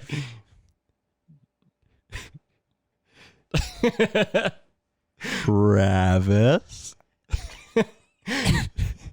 So Travis said enigma. Yeah, I can well, even say so it. he said Too much enigma, IPA in me. but he went on to elaborate a little bit, and I think it's worth reading the whole thing. Yeah, hell yeah. Let's see what he's got to say.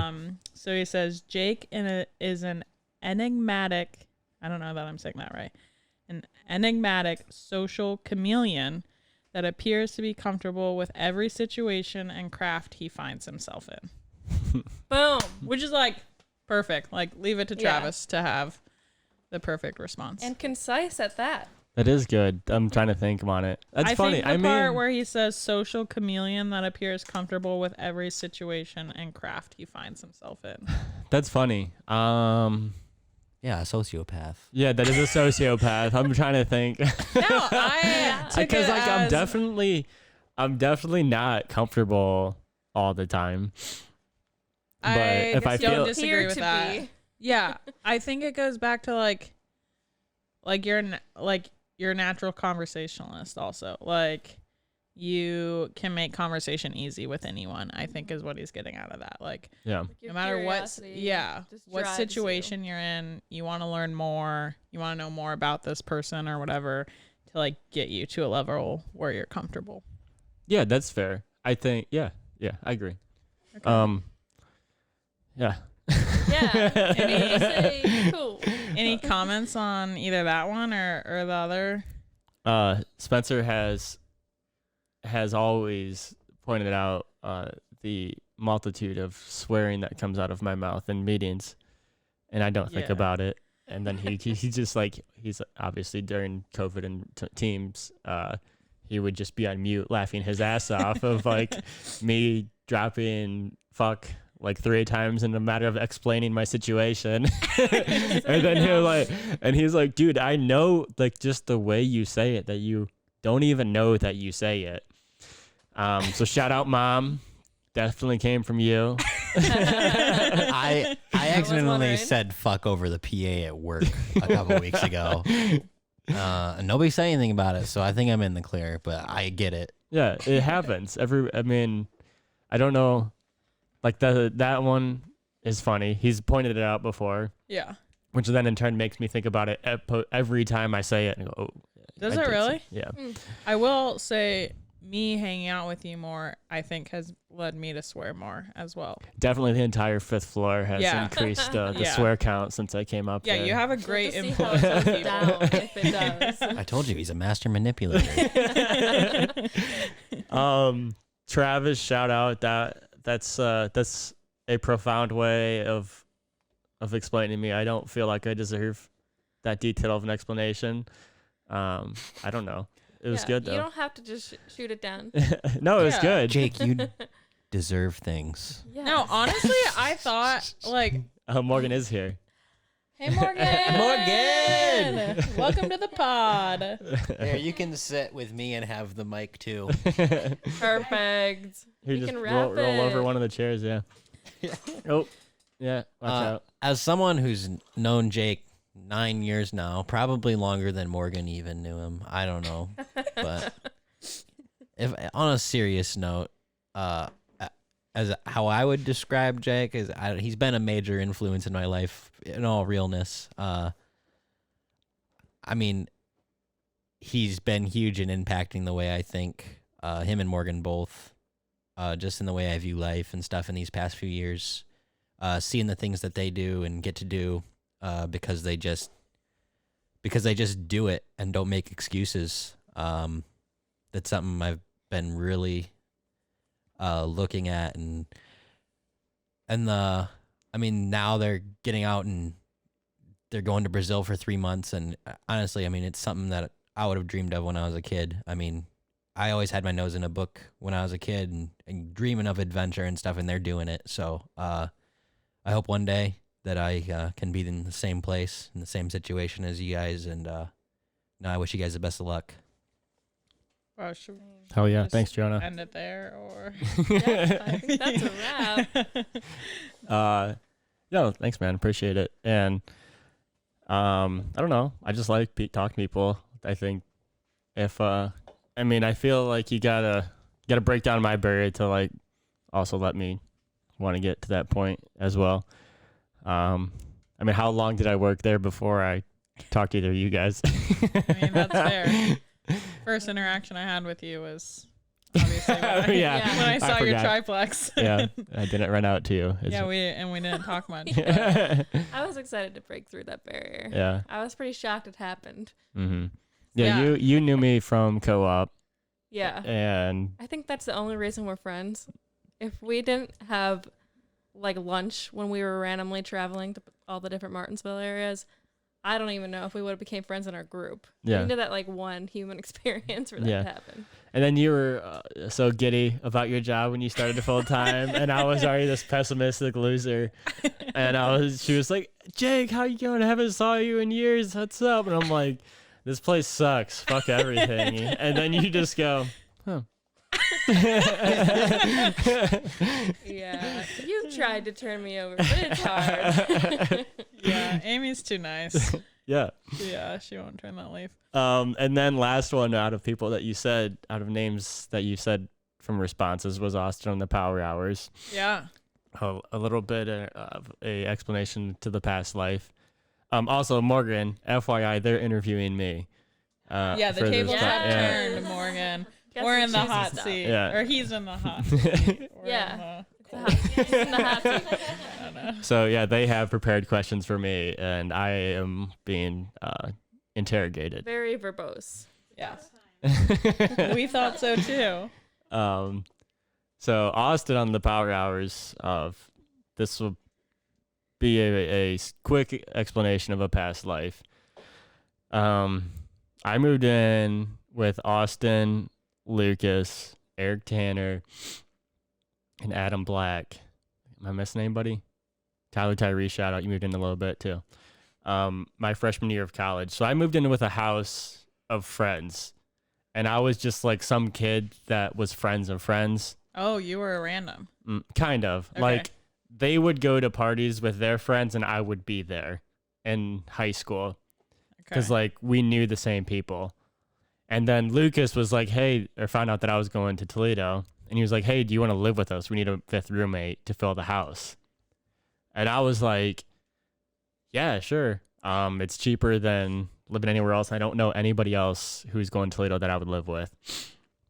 So I kind of met up with them. And the only thing I was worried about my freshman year, because I was like, my only mindset was I need to take college seriously because I just fucked off all through high school and drank all the time. And I was just worried that I was going to get kicked out or drop out of college because I'd be around these guys who I only know from drinking and partying with in high school. I mean, we never drank in high school, but I mean, what? Yeah. No, never. just partied with in high school.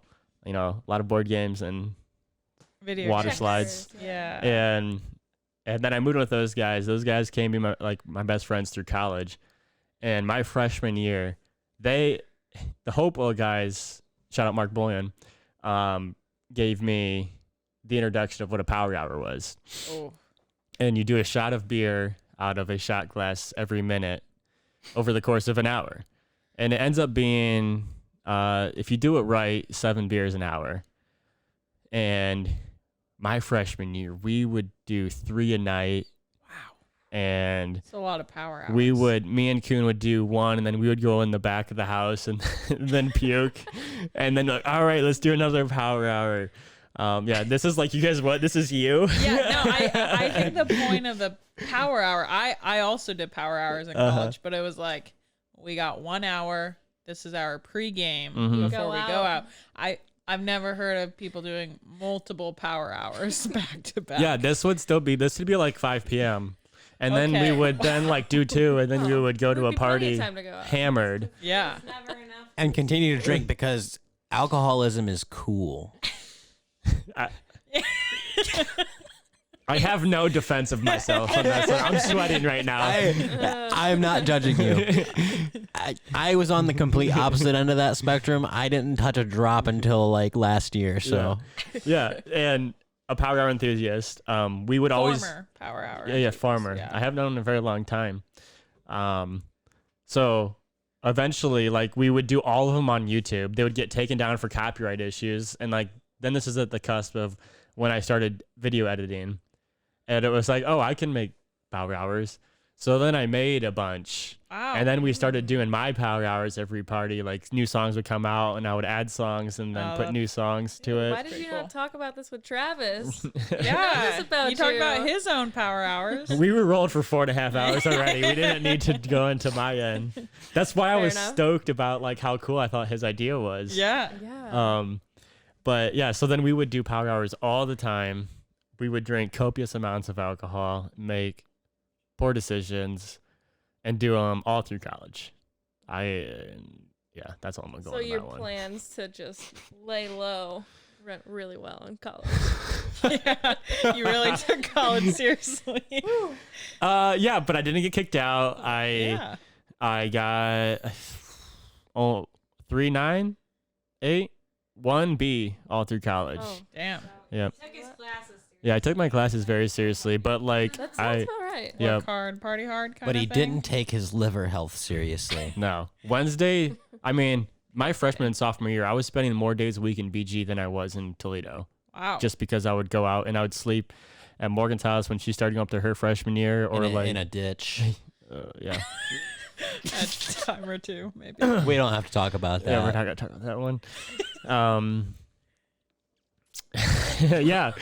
So too much drinking. It was. I mean, I was the definition of people who go to college and Or functional alcoholics. yeah, just drinking. I mean, that's literally what people see, and that's what we did. But like, we did it in such a small setting. We had a group of friends, 10 to 20 friends max.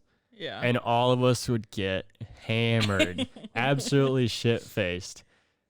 Oh my God. And it was like always the same people 3 nights a week. And it was such a blast because hours. it was I took a step back from the world because like I worked. I mean, when me and Morgan started dating, I had 3 jobs. I just worked all through high school.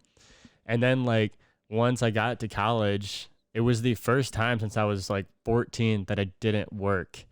I was like, this is weird. And I took advantage of that free time.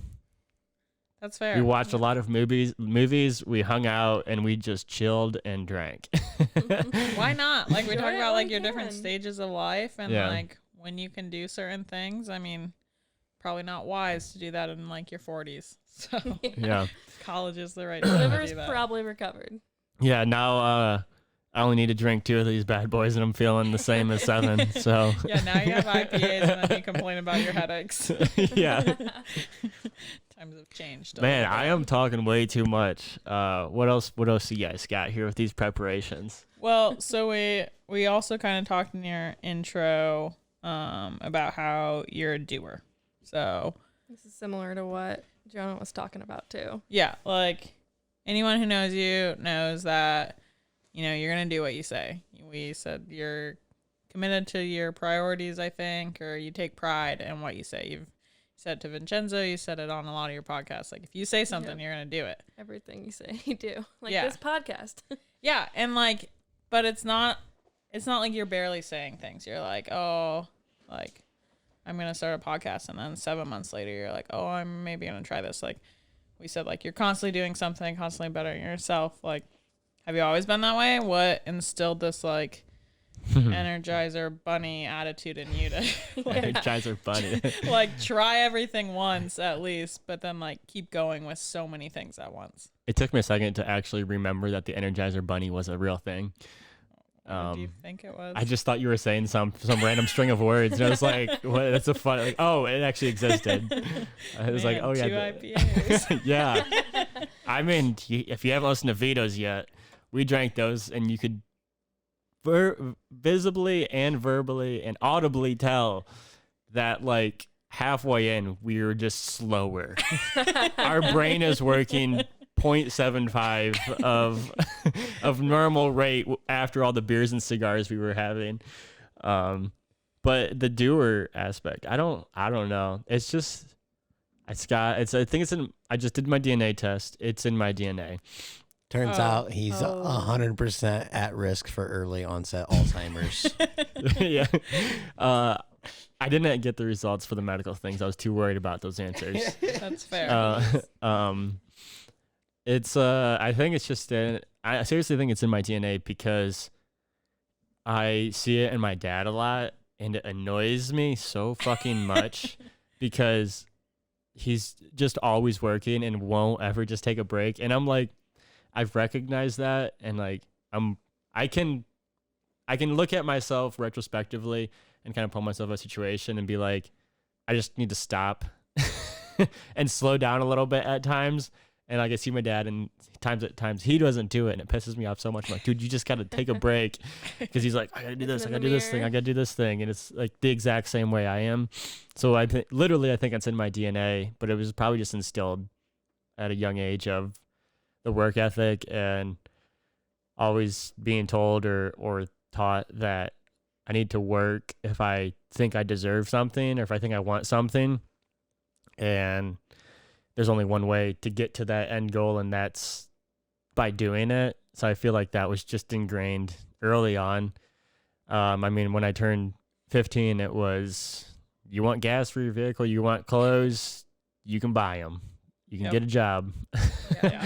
And then it was like, and that was instilled early on. And that has probably molded its way into my personality now in more of an open way. I bought the house and Morgan was always so fucking pissed because I would work on it till 2 a.m. every weekend. I wasn't pissed. I was just trying to get you to take a break. Yeah, you would always Yeah. you would be the one telling me I need to take a break. I'll come hang out with you. And then like I think doing that of eventually getting to a point of a somewhat of a burnout in 2019 is what led me to here today was, all right, I do like legitimately acknowledging, like just not like passively hearing people telling me I need to take a break, openly acknowledging that it's probably somewhat of an addiction problem. and it's like, oh, I do need a break because I was I was getting burnt and just beat down to shit because I would work till 5. I'd work on, like, no joke, on the apartment till 11 p.m. And then at 11 p.m. I'd crack open a Monster and edit a wedding video till 3 a.m. And Like most people don't do that naturally. yeah, They don't fall into that. it's not sustainable after you Yeah. do it over a course. Yeah, you do it over a course of 12 months. And it was like you just crash and burn and, not taking your health and your own like situation seriously. And then like once I got to that burnout point, it was asking myself like, why am I doing this? And it was like, why am I working this much? And it was come back to that final quote, then my email, of asking myself, is there a reason for me that at 23 years old to turn down all of my friends every time they wanted to do something? It's like, no, because I'm filming a wedding this weekend. And then the other 3 weekends of the month, it was, no, I'm working on my house. And then also refusing help from strangers. Yeah. And it was, I came to a point and it was, I sit down to myself and it's like, why am I doing this? So that way I can make another 20 grand a year. And then like make more money on wedding films. And it was like, fuck that, dude. There ain't no reason. Like, and I'm fortunate that I had that kind of, I don't know, something slapping me in the face, like, you fucking idiot, at such an early age. Was it Morgan? She Was was it? slapping you in the face. Maybe. She was probably whispering in my ear, Jesus Every Christ, night. get your shit together. Sleeping And, I just kind of sat there one night working on my house. I don't know if I just like sat on a bucket or laid on the floor like 2 a.m. and it There was like no furniture. this house is months away of being finished, and it was like, why am I doing this? Like, because I was having conversations about buying another property at this point, and it was like, I could keep doing this ripple effect of, that strife for more money and monetary success and what you think society and in like a capitalistic nature would tell you what you should be doing, fucking I'm building this empire. And Slumlord of Findlay, Ohio. Slumlord. Damn. Kareem's the slumlord of Findlay, Ohio. Accurate. Jake has some bougie apartments. Yeah, he does. People are copying his design. Now, do you look at that? Do you have any regrets about that time period, or do you look at more as like, I'm lucky because I got that lesson, Yeah. and I'll never do that again, kind of thing? Yeah. I mean, it's not that I won't do it again either. It's just that, like, Not as far as You're gonna I'm burn ju- yourself. as far as burning out, not as Yeah. far as the experience itself. But yeah. And I've never been like mad about anything about it. It's like, yeah, I dumped a lot of my money and time into the apartment. Sorry, these IPS keep making me burp. And I am not like mad about the situation. It is what it is, and it's life. And I'm exactly the way you said, I look at it in a way of fortune of, I'm just glad that I just wasn't continued to ignore the burnout and just continue to fucking go further down that path for 25 years, because then you go at 45 years old, I would have went with probably, X amount of dollars and go, what was the reason for the last 40 years? And there's plenty of people that say that when they get to retirement, I should have done this. I wish I would have done this. And I had like my whole life flash before my eyes and go, I don't want to say that. I want to say, let's just fucking live it now and figure it out as you go. Yeah, I guess in that sense, you have the luxury of not having to regret it because you figured it out soon enough that it doesn't become something that one day you look back on and be like, well, man, I wish I had done it differently. Yeah, and I learned through the process. Looking back now, I enjoyed the process of going through it and I've learned a ton. I can do maintenance and remodels on any house if I wanted to again. Listen to every Joe Rogan podcast. I've listened to every Joe Rogan podcast. I've fell off the Joe Rogan train for a while recently. At the time I was, like you said, when you are working on your house for 8 hours a night, you can pound out 3 to 4 podcasts a night. Yeah. Or 2 of Travis's. Yeah. So that's that. I don't even know where the original question was. The doer. Yeah. Yeah. Here I am over explaining and fucking. Jake also has a very competitive side. So if you tell him he can't do something, he's gonna do it. You can't give me $100,000. What about You what about the side of you where like, I don't want to say you're a yes man. One, because I think that kind of has negative connotations. But 2, because you're definitely not, because Amy tries to plan things with you all the time. Won't commit to it. But like, in terms of like trying everything once, like, hey, I'm gonna try snowboarding this time, or hey, I'm gonna start this podcast. Like whatever it is people present to you, you're always like, yeah, why not? Like what? How do you get to that point? Have you always been that way? Yeah, I would like to do a statement here. I'm having fun with this, dude. This is fun as fuck on this side. Fucking Not nervous anymore. talk about drink IPAs and just like talk about myself for a couple hours, dude. Yeah. Fuck, this is fun. Right on that pedestal. Yeah. He's a narcissist and a sociopath. Yeah, this is coming back to my sociopath nature. We're going for the 4-hour record. Oh God, you guys ain't going to work then, especially if you keep drinking. I'm drinking water. So Amber colored. sophomore year of high school, my friend was having a party. Phraseapalooza is what we called it. Oh, God. I was the organizer of this event. Matt Phrase was his name. Is his name. He's still alive and he's doing well. He lives in Clyde. Shout out, Matt. And we made t-shirts, and I printed these t-shirts. I hope I still have one. I show you guys after we're done recording. It said Phraseapalooza, and it had a big stripper silhouette on the front. And I printed these off, and I was selling them to like 4 different high schools before this party. Wait, this was when you were in high school or in high college? school. Okay. Sophomore year of high school. And then the back said Phraseapalooza 2. I'll try anything twice, or I'll try anything once, twice if I like it. And it had 2 more strippers on the back. So this is where you got your inspiration. Yeah, A so stripper like, shirt. I made the shirt. I designed it. Okay. So it was, that I loved that quote early on. It was like, I'll try anything once, twice if I like it. Take it as you would. You take a lot of meaning from that. But yeah, we sold like hundreds of, me and my buddy Jake Schalk sold probably 100 of these shirts across. And this is kind of a big thing, saying there's 25 people in my graduating class. Yeah. And we got in so much trouble because people were wearing, like, there would be 10 people wearing these things from like freshman year to senior year in Riegel. And then you would go into Sentinel, the trade school I went to, and there'd be like 10 people in class that day from different schools wearing it. You're not subtle at all. And then they had to go in like the principal's office.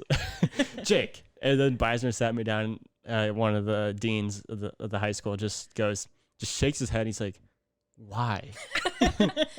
Why did you do this? You're just making my life more difficult. I got to turn all these kids' shirts inside out. And I just kind of like, because it's fun. I don't know. How many Phraseapaloozas have there been?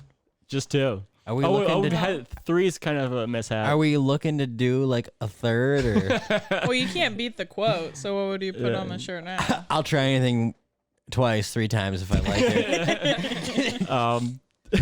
Yeah, Phraseapalooza, it will come back. Don't worry, one day. Just teasing the party. But yeah, I don't know. I've kind of always just been interested in shit, and like I think it might come back to being somewhat like, what's it called? From being a small town, sheltered, and like we didn't do stuff like that growing up, like anything. And then like getting exposed and seeing more things in college and having my friends like Austin and Alex that were open-minded, you know, it was like, hey, do you want to go skiing? And it was like, I don't know. I never went skiing before in my life. Like, well, you can come with us, you know, and having that friends like open that gap for me, extremely fortunate, because it was like, you know, here's my sophomore year of college and they had been skiing their entire life. And I go, I don't know. I've never done it. Sure. Fuck it. I'll go. And then it's like, same thing with George asking to go to Nicaragua. I don't know. I never fucking done it. Let's go. Sure. You know, I just try to keep an open mindset. I like learning new things, and that probably comes back to like why I like talking to people and listening to people, because I like learning and hearing perspectives and seeing what those people have to offer, and being a sociopath and using that for my advantage. Yeah, I mean, it's awesome. I mean, as far as other friends doing that for you and stuff, I mean, it's been great.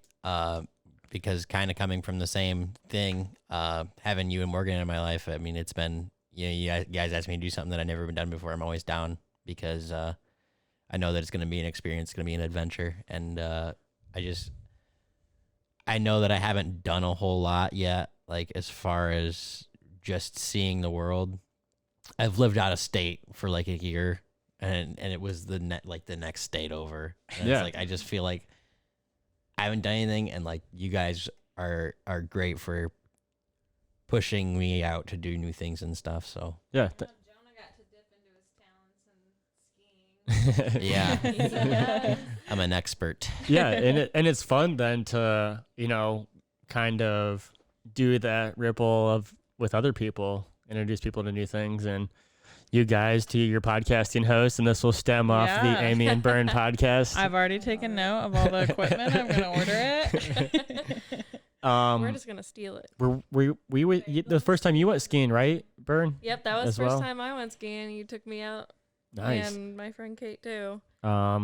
Is there anything else that I've was a part of for the first time with you guys? You also like doing everything as well. You said that in your podcast. You're just Yeah, I'm down to very try intrigued anything. in anything. Actually, my first time ziplining. That was because of Oh, Caitlynn. She went to Tennessee. Tennessee. She Yeah. came back, and I was like, I want to try ziplining. It Yeah. wasn't like as cool as it would have been in Travis's backyard, but it's pretty awesome. No, I don't think. I don't know. I'm sure there have been firsts, but like I don't know. Similar to Jonah, I was thinking about this. Actually, I think I was talking to Steve when he told me like he listened to your podcast or whatever, and how he like has no doubts that you'll be just fine in life and you'll make whatever work. And we're just talking way too many positive things about you when you weren't there. But I said to him, I was like, yeah, Jake's like one of those friends where like for some reason just like being friends with him and knowing his life like inspires me to just be like, yeah, fuck it. Like, let's do this thing I've never done. true. Or like Don't let's try hold this. me or like, accountable for everybody leaving the company. This is not my fault. no, not at all. When I was thinking about it, I was honestly thinking of when we were skiing in Jake, New York. Can I edit this one? Because I'm not gonna do anything. Like, but I am gonna cut out like the don't part. Yeah. Everybody quit their job. Hold me accountable. Everybody quit their job. No, but I was specifically thinking about when we were skiing in New York, and like it wasn't my first time skiing, but like my first time skiing, I felt decently adventurous. I was like, yeah, like let's go down the blues. Totally not prepared. Like I'll fall, it'll be whatever. And then like the second time I went skiing was in Salt Lake. Like greens were harder, and I was like, oh, like I'm just gonna stick to the easy stuff. And then we all went skiing in New York, and I was like, oh gosh, these greens are kind of scaring me. And then like you and Morgan were off like doing whatever, and then I was like, fuck this, I want to go to the harder ones. Like Jacob Morgan are doing it, I can do it. Like They took me down a blue my first time. That was like the second. Yeah, I did like, it. That was like the second tier. I fell like probably 10, 15 times on the way down. I did the splits. It was not great. I didn't go with them the first run, but I was like, I don't know, we were doing greens. You're making and I was this like, not why? look very positive on me. This is my podcast. I got 32 bruises. Jake made me go down a black diamond. I fell off the Morgan. lift. Look at you getting drunk on weekdays now. This is my life now. He's unemployed. He lives in his parents' basement. Let's keep saying that. Worst case, It's about to change though. worst outcome of this entire thing is COVID Delta ramps up and they don't allow people into the country, and I'm just an alcoholic in my parents' basement. Yeah, that might happen. She's making it by. Thank you.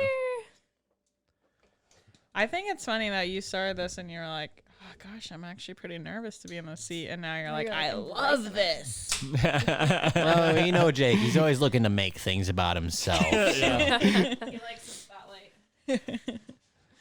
It's just, I have nothing to say. I don't know. All right. Well, I mean, we are over 2 hours now. We did say it would only be a 60-minute kind of op-ed. Yeah, we talked like a piece. 30-minute podcast originally. Yeah, It's a we just brief wanted to stint. ask the hard hitting, but it turns out there's a lot of hard hitting. Sorry, I rambled on. No, I think it's all good, but we can probably move towards. Yep, launch the into big some ones. of the big boys. Oh, God. All right. So I think usually like to start with Sorry, I was just imagining they're like talking about hard-hitting stuff, and it's like, all right, and now we're gonna wrap up the podcast, and we're gonna smoke meth. Jonah, that's for after we stop recording. Yep, I learned a lot by watching Breaking Bad.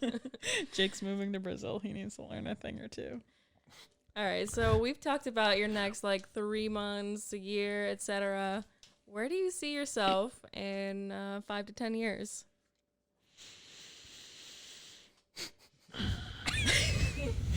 Really long Deep inhale. breath. He Straight hates this pimping it question. up. I also hated this question when he asked, so Yeah. tables are turning. Living Tables large, are in turned. charge. I want to take notes from Aubrey, the podcast that is not yet out on this answer, but I can't 100% say it without fucking it up.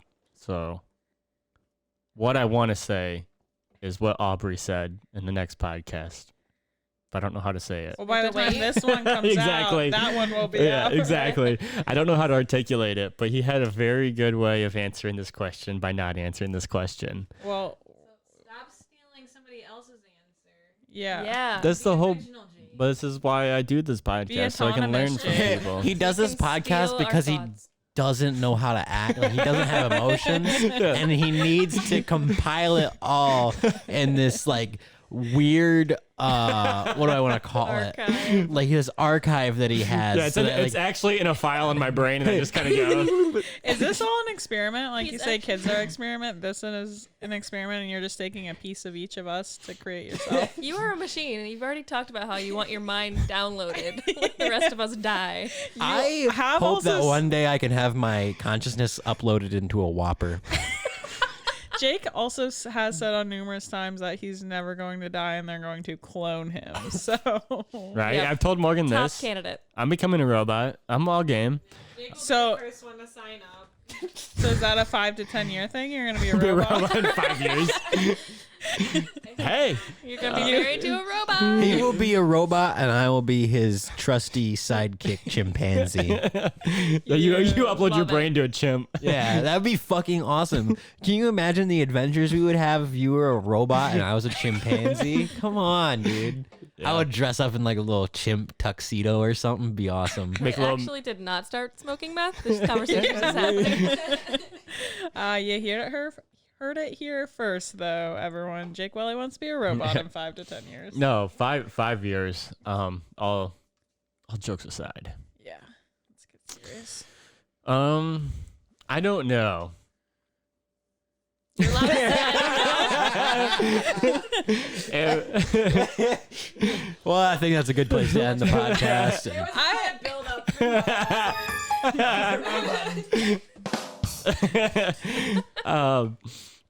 I think if I had to guess, and again, the answer from Aubrey will trump this answer.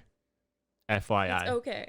I just want everybody to know, so like that way I'm watching this and editing, and like when I'm like 50 watching this back, like, why'd you say that? It's like, no, you wanted to say this, but you're too dumb. Or drunk off of 2 Keep IPAs. saying. Same thing. And 5 years, I think to some capacity, I hope that I am still creating videos, and maybe being more serious with it, having it be a bigger part of my life to support our decisions and our traveling and everything.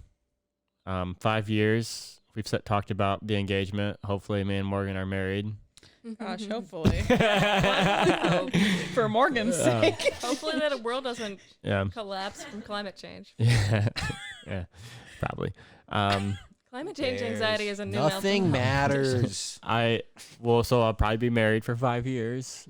I'm gonna get very engineering with this answer, and well, technically I'll be married for 4 years and 8 months. 5 is years going is well. just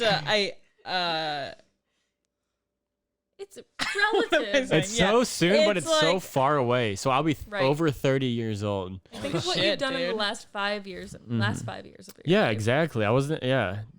No. Jake I was doing will- power hours every weekend 5 years ago. yeah. If I may, in 5 years, Jake will be a famous documentary filmmaker. He'll have movies all over the place I don't know. That'd Yeah. be Showing cool. up That's- and all, but that's a lot of on the steps for 5 Netflix years. and on the YouTubes. This are you talking about yourself? No, talking about Jake. Okay, this is a podcast about Jake. He's Not gonna ride on everything's his about coattails. me. I don't know. Yeah. So I don't think. This is a harder answer with Morgan in here. I don't know if kids will be in that answer in 5 years, but Oh. that seems very soon for that answer. She's shaking her head no. Yeah. All right, you're in the clear. Maybe the 10-year mark. Yeah. I hope that I still have aspirations to travel and see the world, because there's too much to see, and there's no way that I will be able to see and fill that hunger for wanting to see new places. 5 years. I would say that's about it. I hope that I'm still traveling, doing videos and film to a bigger degree, and being married. That's wild to say out loud. You're Whoa. literally engaged. You've Speaking been of with this which, woman for what? Slow 8 if- years? down here. If I get ordained to piss Caleb off, can I do the ceremony instead of him? No, you got to do it together, if anything. Oh, that's true. We Yeah. did talk about that. Yeah, you could do it together. And then me and Caleb will get married up there too, like Yes. as a joke though. Like, Yeah. It's a joke. And I hope that I'm still friends with the people that from around here, and I'll be homeless and I'll be crashing on you guys' couch whenever I come back. Okay, You can count on us, Jake. great. you can count on me to never let you not be my friend. I will track you down to the ends of the earth. Yeah, I don't know. 5 years is just so soon, but Yeah. it's so far away at the same time because so much can change. It's unique too for you because like you have no idea really what your next year and a half looks Yeah, like. yeah. That is. A lot can change because 5 years ago, You can say it in the mic. 5 years ago, Jake never would have taken the step to quit his job and just be like, okay, yeah, we're gonna go travel for a year and see what happens. So Yeah, it's Yeah. true. Who knows where your mindset will be in 5 years? Mm-hmm. But we're putting it on the books. Yeah. Today. I don't know. It's hard to say. It'll be interesting to look back and be like, you fucking idiot, just dodging the question. That's all that I did in that Aubrey's answer. Insert Aubrey's answer here. one. Yeah. I don't know. Actually, in post, I'm just gonna edit his in, like his face over mine. And just like freeze frame it and cut your head like you're a South Park character and move it along with his words. I don't really like that you have all the power here because when we were both in that seat, like you had the editing power, but you're in that seat and you still You have still the have editing that power. power. Like I said, if you guys want to edit this one, go for it. If you could Jonah train me already in that before you go. volunteered. I am gonna edit this to make you say incriminating things. Yeah, I don't know. I don't want. Hey, Jake, Please don't let Jake, Jonah. Jake, can you just real quick say for me, like, okay, like, dude, I want to kill this guy at work. He thinks that the president isn't real. See, I don't have anything like I don't have any like hate for people either. Yeah. At work, it's you know, I still think. So I'm gonna kill the president. Oh god. I wasn't recording. This video is definitely getting taken down now. No, that's a shout out to the sketch show. Tim Robinson, I think you should leave. Oh. Yeah. Also, when's Ja Rule coming on the podcast? Right? Yeah. All right, let's bring us back because we're rambling. This is going nowhere. Oh, what's something you always say on your podcast to bring it back? Let's bring it back. Oh, Do I say that? you say You it a do, lot. You're like, actually. oh, let's bring this back. Let's bring Do this I back say it? around. No, I'm gonna Yeah. Oh, That's our job. Okay, let's bring this back. Okay, we're back. Yeah, we're back. We're in. Okay, next question. Yeah, I feel like you answered that well enough. Basically, you have no fucking idea, but you're gonna be married. yeah, I don't, and I'm okay with that. I Yeah. don't think that I need to make a prediction. I'm gonna continue to be on the other side, asking people for their predictions. Perfect. I like it. Next one. How do you define success? Yeah. This Should have one. known this was coming, huh? Yeah, you should have. You probably should have. I don't know. I'm probably gonna beat a dead horse with people who actually listen to this. The 5 people who listen to every episode. Shout out Travis. Yeah. But yeah, I'm gonna say it worse than anybody else who's already been doing this podcast with me because I think everybody has said it in a pretty good way. And like if you're gonna combine all of those thought bases, that's 100% what success is. And there's no one answer to that question. And that's a little part of why I was doing this project of a podcast was because people are always looking for answers and perspective and thinking that one way is the right way. And, you know, this was a fun way of doing it with my friends, of getting an insight to their thoughts and proving that thesis that there is no right way or one way to define success or think about life in general. And by talking to different people, it's helped mold that answer for me internally. And it's kind of just fun to see it and also grow my perspective of success. But ultimately it comes back to of if you are happy internally and being fulfilled, that's success because you're living your life. I'm pulling a lot of polls out of Aubrey's playbook here with this answer too, because I thought he did have a really good answer and I really enjoyed having that conversation with him because it was, if you're living your truth and whatever that fulfillment is, that's success. And fuck everything else. It doesn't matter because you got to do you and you got to do what makes you happy. So yeah, feeling that being fulfilled, finding happiness with yourself internally. And I do believe that everything else that needs to help you live in today's world, that will follow if you are true to yourself and you can find that, because then you will do things to follow that path, whatever it takes. And you're not going to care if it takes you, if you got to shovel dirt or shovel shit for 80 hours a week for 6 weeks to do that fulfillment, and whatever, if it can help you do what you need to do, then you're going to do it because you know that's where you need to go. And that's going to be the path to get you there. So, fuck everybody else who thinks that they're better than to other people. Those people suck. You know who you are. Not the real one. Ooh, that's a hot topic now, apparently. But yeah, I think ego sucks. I think that if you think that you're better than somebody else, I've had multiple conversations, people at their jobs where they hear people think that they're in a better place than them, or that they're the right people who think correctly and they're better than someone else. It's like, you know what, man, get off your high horse. You know, you're not better than anybody else. Just, and then why do you got to be such a dick? You know, fuck off. Yeah. Wow. I think What what a he way to meant to say- answer. How do you define success? I think what he meant to say is like you're not better than anybody else, and like you're certainly not better than me. So. On the topic of Jake's a narcissist. Yeah. No, that's a I great don't. answer. I mean, I don't think. I seriously. I know it.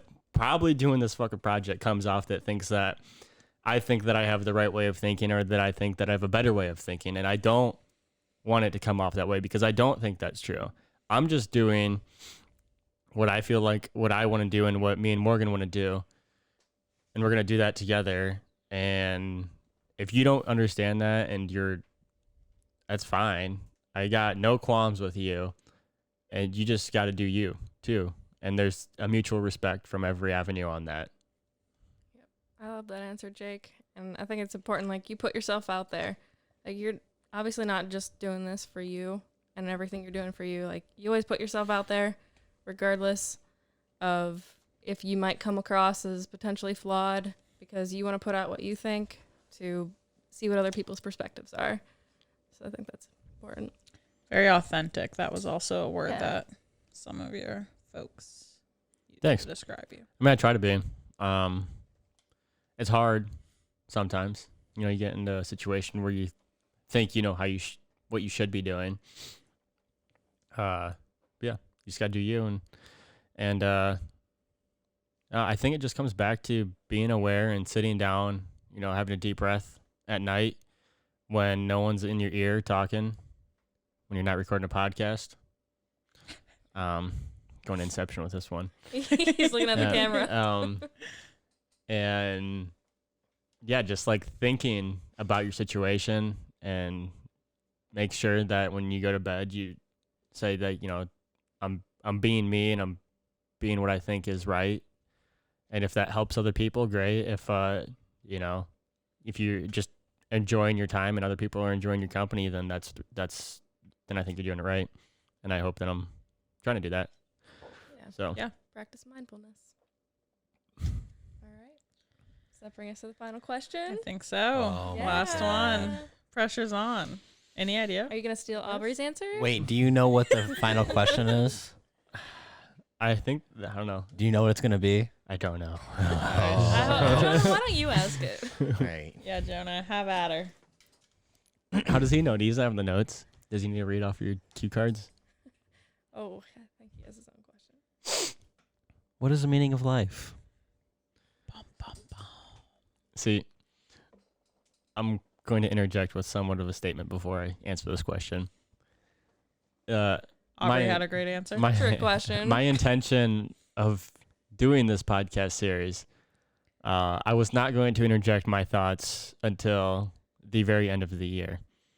I'm making the intention is I'm making collaborative videos of everybody that I've talked to, and at the end of the year I'm posting different topics and kind of a big one topic question per video. So like there'll be a success video. This is the plan right now. We'll see if it comes to fruition. Might not ever get to it. You'll be too busy hiking, surfing and doing other stuff.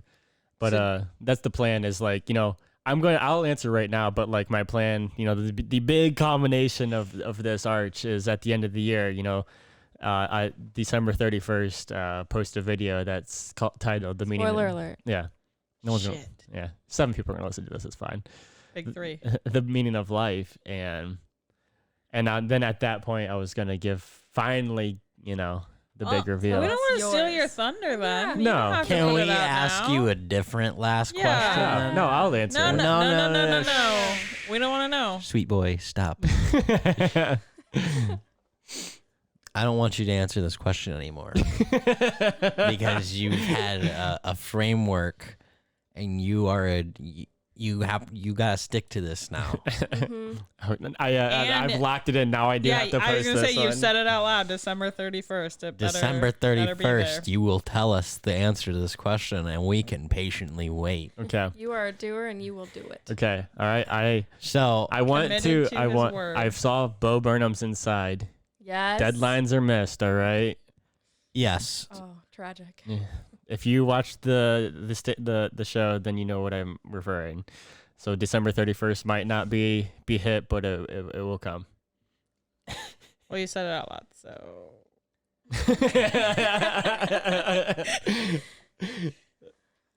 So now for the last question. What is the meaning of death? Ooh, that's a fun one. All right. The meaning of death. I don't think there is a meaning of death, but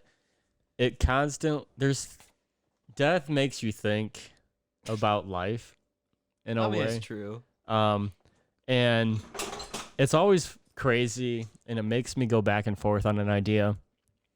We went into the initial framework of the conversation of religion and a higher power with do things happen for a reason, and death always makes you question, if there's a bigger thing at play, because that's ultimately what many people in the world think, that there's an afterlife or some sort of capacity where there's an interconnectivity of the souls and life on Earth. But I always thought this one idea is very crazy to me, that isn't it odd that as we get older, that cognitively people slip away, like in a slow descent, and it makes the ease of death easier, because at some capacity you're less aware that you're slipping, and you're kind of going back into the state that you were when you were born, of your mind slipping, and it goes full circle.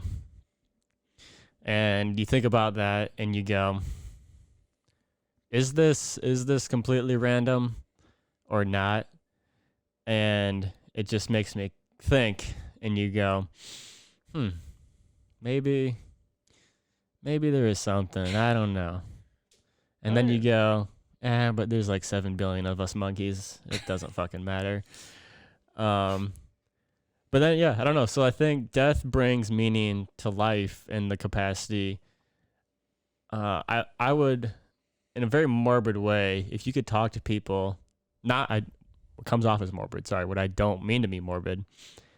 If you talk to people on their deathbed, what they would say about life is the true answer of the meaning of life. Because that is the only answer what matters. Because if someone was saying that answer from their final moments of life, you better take that seriously, because that is the only clear way and most authentic answer that you're going to get from somebody who is knowing or aware that death is approaching, because they're at the end of their road. And if you can learn from that, then you fucking better learn from that.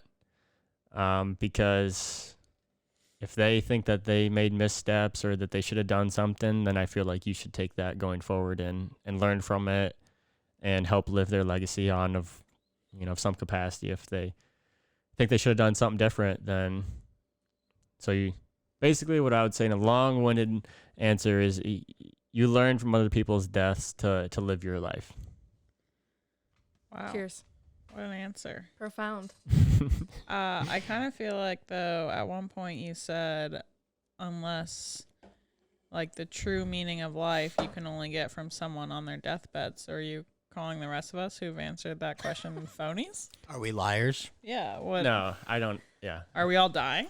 I mean, yeah. I'm not going to say what it was. Famous last words, Oscar Wilde, his last words were, this wallpaper and I are fighting a duel to the death. Either it goes or I do. Wow. That's good. He didn't like the wallpaper, I don't think. Yeah. No, I don't think other people's answers are bad. I'm going to give my answer. Eventually, It's the plan. December 31st. I just don't think that. I think that a majority of us, and who's done this podcast with me, are in our 20s years old, roughly. I think that answer will mold for everybody. And we don't know what life has to offer yet in its fullest capacity, because we haven't lived long enough yet. So I think it's more fun. It's a fun answer because there is no answer. It doesn't matter if there's a meaning. It doesn't matter if there's no meaning. We're here, so you might as well just live your life. But what's fun is that everybody can look back at their answers and see how their perspective has grown. So I don't think your answers are phony. I just think that the answer most likely will be molded, or you will apply it. You can look back at a framework of a life that you have lived in 20 years and see how that perspective has shifted your life going forward. As you approach death. Yeah. Yep. Except me. You'll be cloned. My brain will be uploaded to a robot, and I just sold my DNA to 23andMe. I have generated this podcast into an AI bot for a generated a learning bot to speak like me. Jake is good to I'm go. slowly approaching enough episodes for them to be able to put me in several monkeys throughout my lifespan. 100%. And I'm going to just package up these raw audio files and MP4 files to Google. Please remake me, and I will live on my life in a 20-year-old body of myself in 80 years from now.